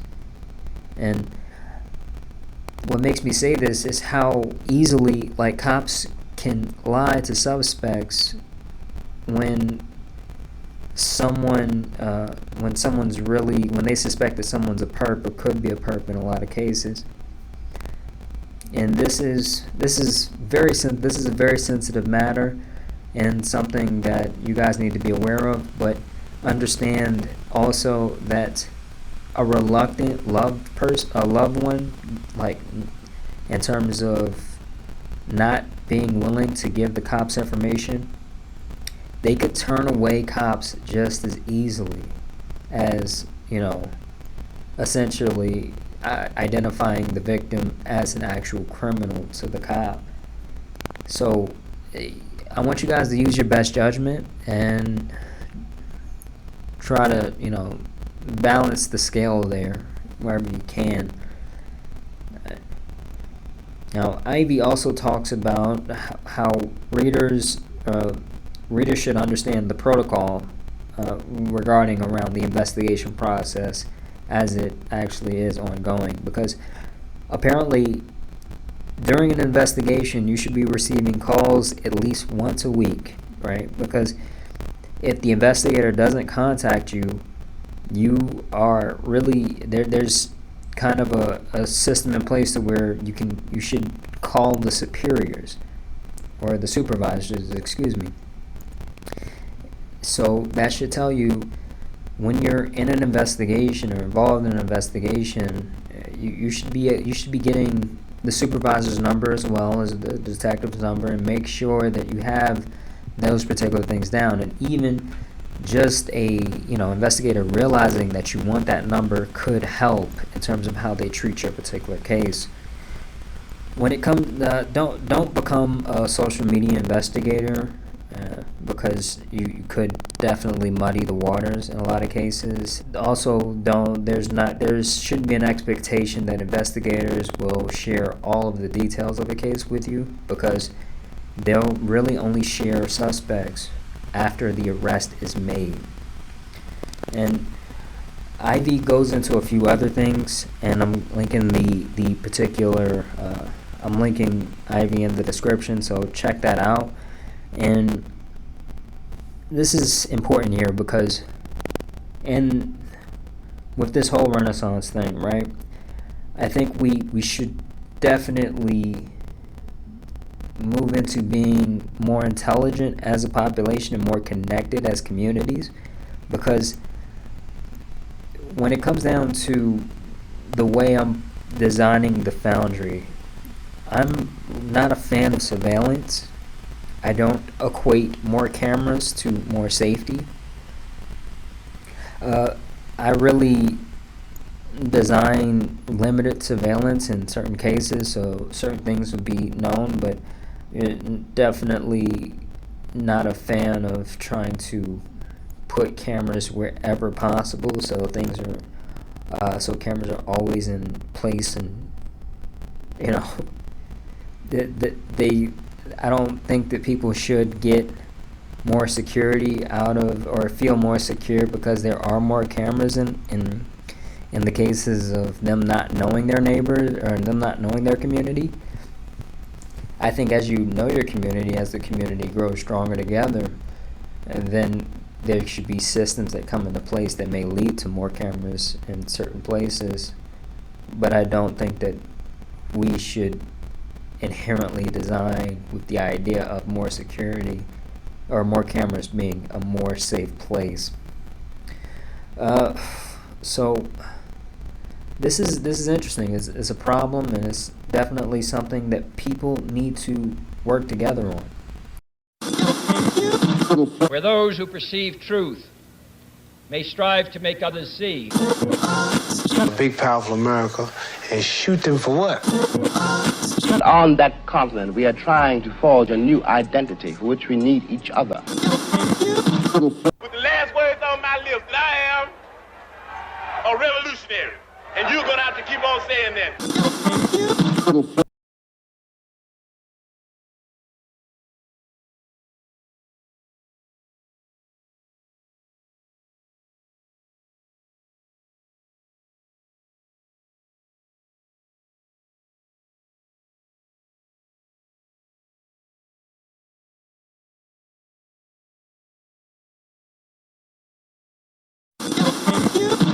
Where those who perceive truth may strive to make others see. A big, powerful America, and shoot them for what? On that continent, we are trying to forge a new identity for which we need each other. With the last words on my lips, that I am a revolutionary. And you're going to have to keep on saying that. The notion that the public accepts or rejects anything in modern art is merely romantic fiction. The game is completed and the trophies are distributed long before the public knows what has happened. Now we're going to be that's a quote from Tom Wolfe. We're going to be referencing the book of Artsper magazine, the chapter Salon des Refuses, and the translator is Balaz Takak. This is interesting for a few reasons, right? Because Balaz talks about really just the particulars around this particular exhibit, and I think just the audience for art in general, they sound ridiculous to me when they decide how much art is worth. And I think there is particular potential in terms of unmined gold, we'll say, in art galleries that are specifically made for exhibit rejects. Okay? I feel like, honestly, a reject is really, in many ways, they can be viewed as more pure energetic imprints of what an artist should be, right? Because I would view it as a badge of honor to just simply be rejected, especially in a sick society where artists are essentially made from people who are looking for an outlet and an escape from a place that judges, that where the judges may very well accept and respect, right? So the concept here is that these artists make art because they are trying to escape the society that the judges have embraced and benefit from. You know, so that concept is kind of weird to me in terms of having a system to accept and reject art. I mean, other than the idea of, you know, you just completely, like, it's just, you know, copied art or just AI art in general, then we got like something that's, I don't even think that's art. So you reject yourself by presenting that, but that's one thing, right? Also, Boaz talks about this, like, this particular, you know, exhibit and how it changed society. And I'm not gonna lie, I was like, even, I'm gonna link the article, and I think it's really great in terms of having this understanding, because it does give some insights regarding Napoleon and, you know, the relationship between artists and institutions, and how rejected art, and creating a system around, or creating a system that was able to reject art, did contribute to essentially just the inability of certain artists to function in society. But I was left with certain questions, I'll say, and that's because I have certain, when it comes down to certain topics, I think I am insatiable in terms of my hunger with certain things. So I think that's my fault, because particularly the Foundry in general is really built and designed to really provide platforms to indie creatives. That can be artists, that can be authors, that can be musicians. The idea and the concept is really take away the bureaucracy of formal institutions, right? Take away the concept of the middleman in these particular creative pursuits. When you have a passion, you need to simply be able to do what you love and know that you have a certain system that will support you, regardless of the, you know, the bureaucracy that exists today. We need to understand that this is something that artists truly do need, I will say, in terms of today, because we're seeing a lot of people really are who are faced with the bureaucracy of certain things, especially when it comes down to, at least today, I know things have kind of, they've always been some degree of conflict with the actual middleman in terms of the bureaucracy that stands in the way between the artist and the platform, in terms of how different issues, particularly cultural issues, are handled. Or just issues in general, so society-wide. And we want that to simply dissipate and allow people to simply provide that platform. Okay, so the idea here is that it's going to be more organic. It is designed to be a more organic solution and a more organic system for the artists to really do good. To do good as in not defined by these judges in the system, but defined by the people that they live around. Those are the ultimate people who have say into whether they like this and they want to see more of this. And that idea of simply just taking away the other aspects of really what it means to be an artist and be a successful artist. So I think there's a lot of ideas embedded in the concept of the Foundry around the idea that people are incentivized to support art in general, so and support local art, right? The systems in place, there may be national figures that come about, but the idea here is that you are first and foremost, in terms of your priority is going to be the local artist in terms of your actual system of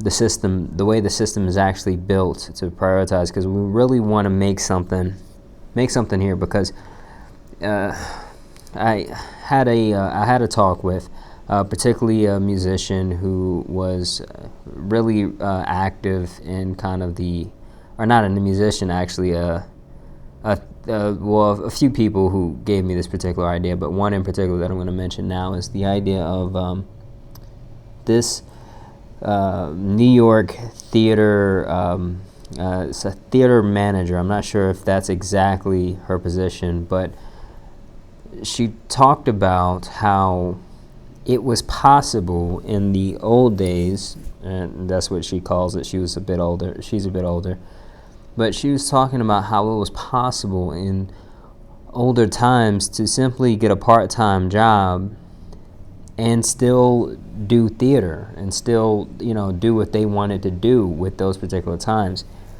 And we've lost that. We've lost that to a very serious extent. I'm sure that these people had to make certain sacrifices, but not like today, right? In terms of if you want to own a home, or not own a home, but if you want to rent an apartment building, usually it's going to be a full-time job, right? Especially if you're just a normal creative and don't have a substantial amount of income that's available to you on the side in terms of able to make that. That needs to disappear. And the idea of the the full-time artist doesn't need to be a myth anymore, and it isn't going to be a myth when people see the Foundry is actually coming about. And that's the idea, and that's the role of the Foundry in general. And I'll be honest with you, I'm not particularly sympathetic to a lot of the systems in place today, the corporations, the media companies. I'm not really a fan of them in terms of the way I view things now, in terms of the environment today. I think the fact that the full-time artist is a unicorn today speaks volumes about their role in society to me. So I'm not particularly, they are starting off on the bad foot in terms of with the Foundry, and this is the idea of the idea of bureaucracy affecting a platform, or bureaucracy regarding what's happening in society affecting a platform based off of who gives you money and how you get money. That's over with. That's not an actual. That's not something that's not even up for debate in terms of with the idea of the Foundry in general. Like I said before, I do have hard lines with certain things like that when it comes down to the concept revolving around the Foundry. But when it comes down to you guys can give and take, but just be careful that you're not giving and taking to an extent to where I see you taking a lot of good ideas and giving it to corporate hands in the name of and basically just trying to make money for yourself. Then if you do that, by all means take what's good and discard what's useless regarding the Foundry. But when it comes down to that particular idea, you'll definitely be more likely to see the bad side of Sleepy come out of those particular arrangements and that particular idea. Where those who perceive truth may strive to make others see. A big, powerful America, and shoot them for what? On that continent, we are trying to forge a new identity for which we need each other. With the last words on my lips, that I am a revolutionary. revolutionary. And you're going to have to keep on saying that. Where those who perceive truth may strive to make others see. A big, powerful America, and shoot them for what? On that continent, we are trying to forge a new identity for which we need each other. With the last words on my lips, that I am a revolutionary. And you're going to have to keep on saying that. For this next segment, this is actually coming straight from the horse's mouth in regard to the foundry in general, the foundry design. Now, so this is more of a riff. I'm not like there's no real script here. I'm just looking at the foundry ebook and the 2 pages and kind of giving a little bit more insight into things, and hopefully it'll come out to where this gets published and or this comes out with the actual sermon itself, and we'll see how that goes. But in general, the idea of the foundry is to essentially platform groups of people, platform and empower locals, right, as individuals for certain, but more so the idea of platforming and empowering groups of people. And that's going to be very, very much a tremendous focus here. So when it comes down to the idea behind guilds, tribes, and why those are so instrumental to really moving anywhere within the foundry, there are systems in place that make sure that you are essentially helping to fulfill the promise of the foundry, which is one, to end corruption, finis corruptionis, but also to simply make sure that people, this system is creating an environment that generates Renaissance people, true Renaissance people. And there's a few ways in which guilds and tribes do that. One, when it comes down to the idea of the lone wolf, that is very much pro that, whether those people consciously realize it or not, that idea of the archetype of really idolizing the concept of a lone wolf, that is pro-corruption.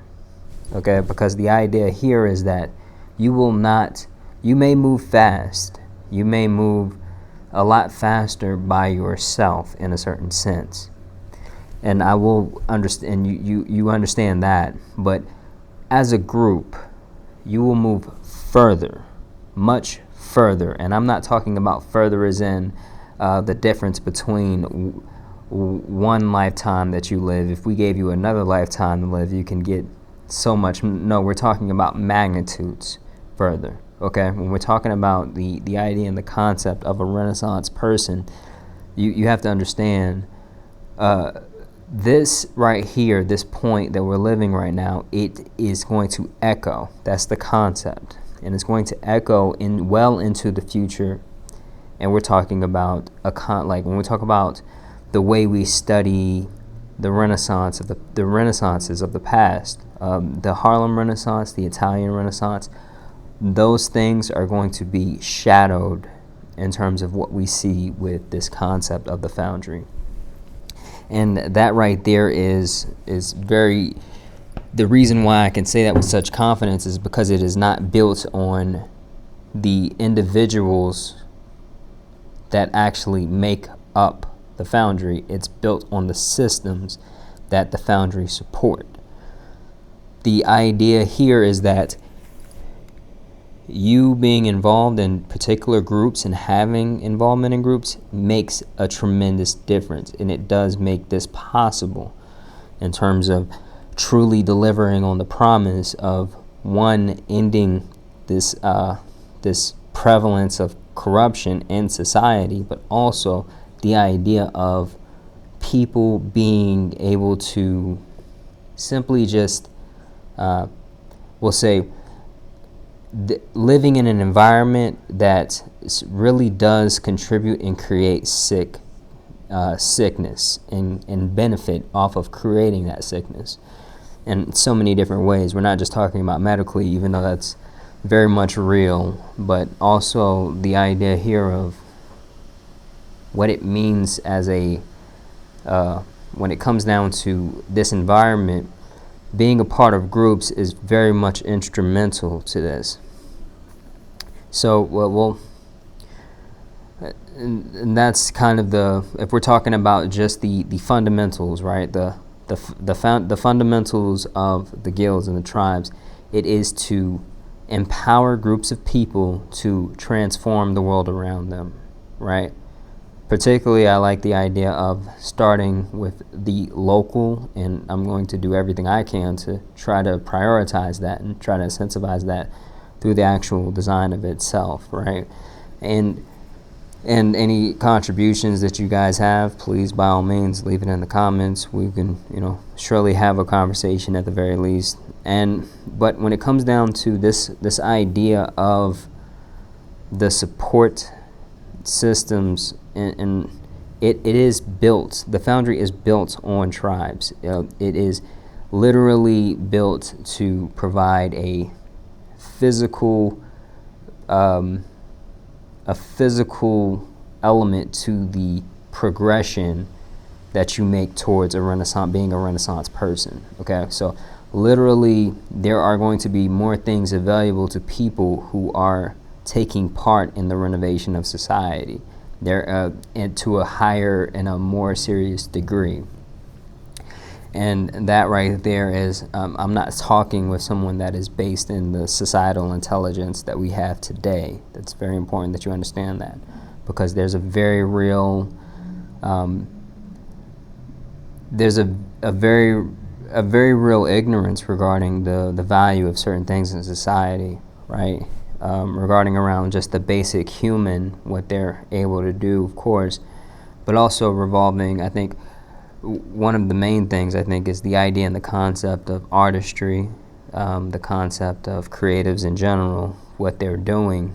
We kind of don't understand that as well, but also next to the artists or the creatives, we also have the idea for the people who are nonprofit workers, those people who are teachers.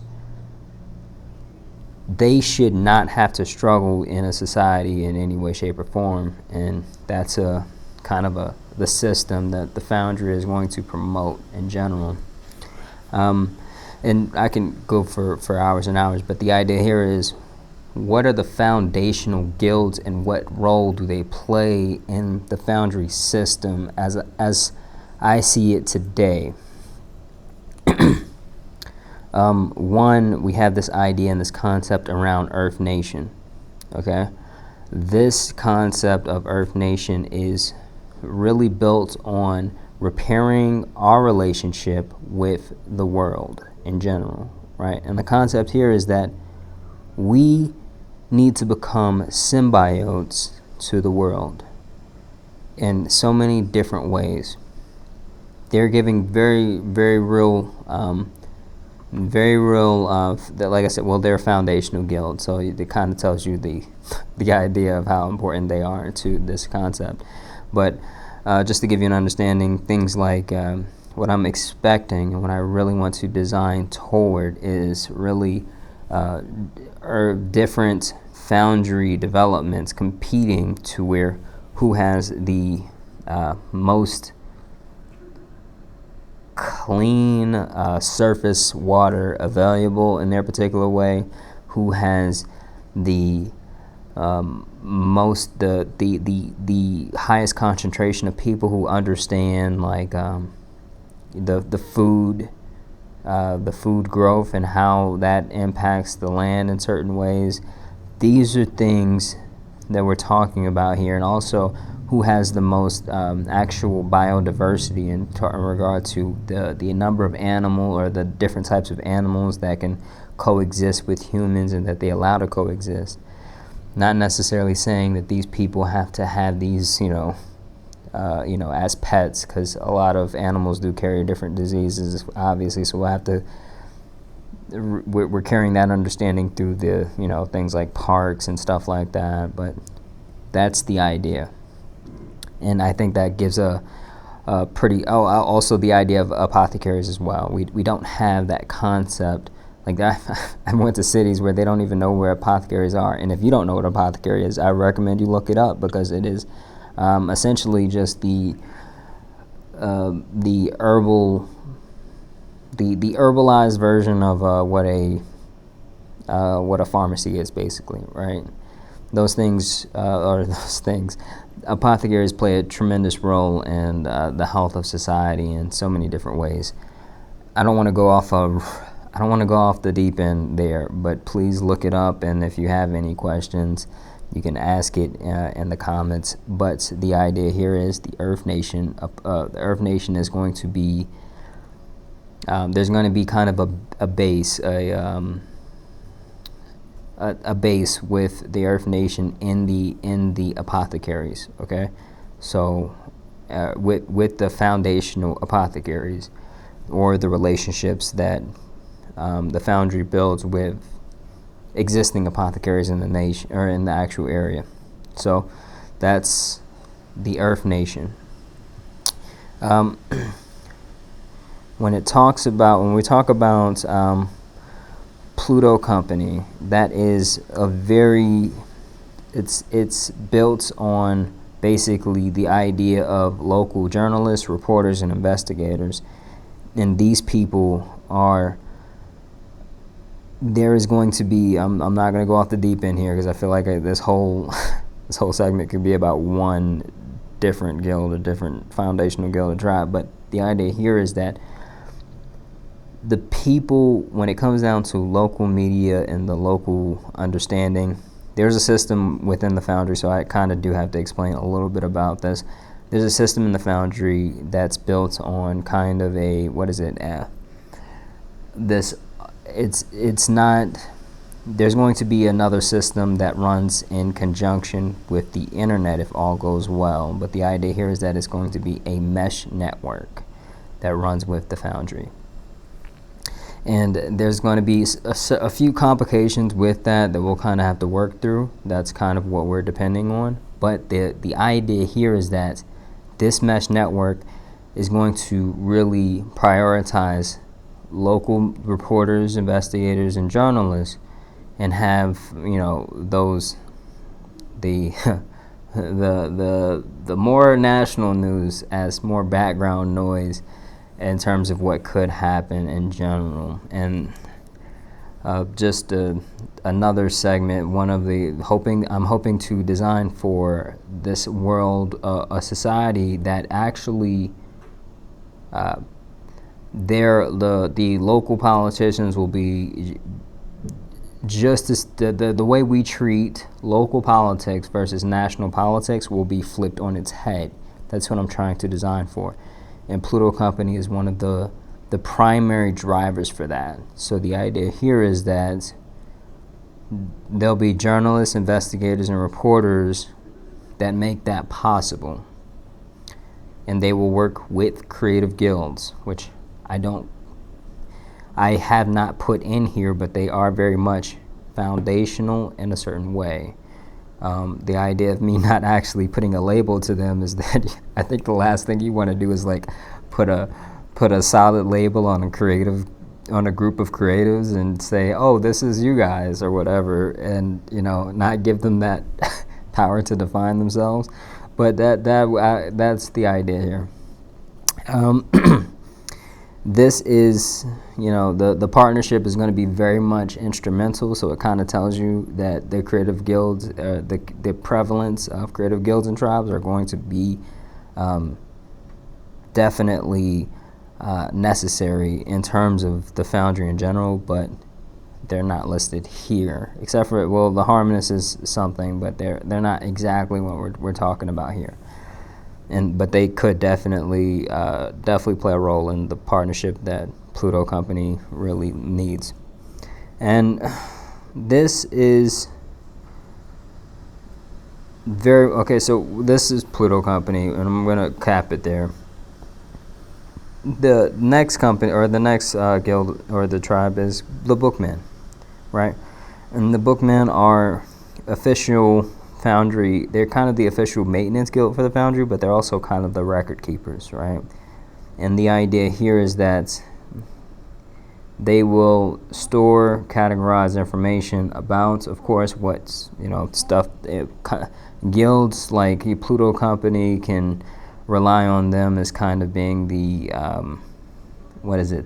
the storage for what goes on, the record keeper just in general, but also other guilds can rely on them as record keepers as well. So when it comes down to the guilds and tribes and the way they exist, they may have to fulfill some kind of understanding with the bookmen to say, okay, these things we have to keep these things in certain records. And the idea of being a maintenance guild, they're also going to be involved in things like, say for instance, the concept around any of the, the data surrounding the foundry that needs to be stored, how they're stored, how they're categorized. That falls in the bookman category, and also how just the general upkeep for the foundry is. Okay, so literally, like, the bookmen can be people who just are very specialized in just data storage, but they could also be people who are just simply doing janitorial work around the foundry.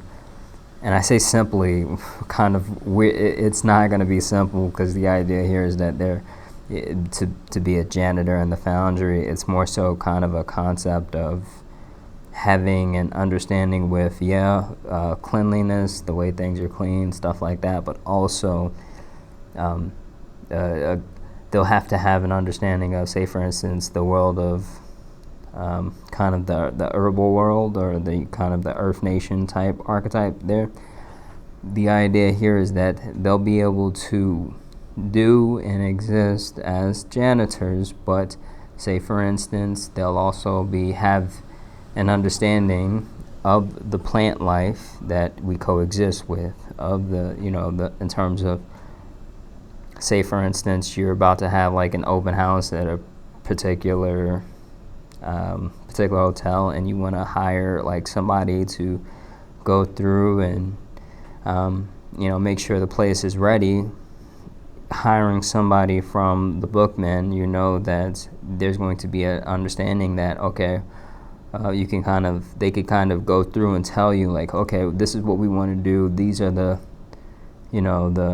particular plants that we're going to put in these particular areas for certain things, or particular herbs that we're going to put in certain areas to have certain impacts. And I feel like I'm gonna go off on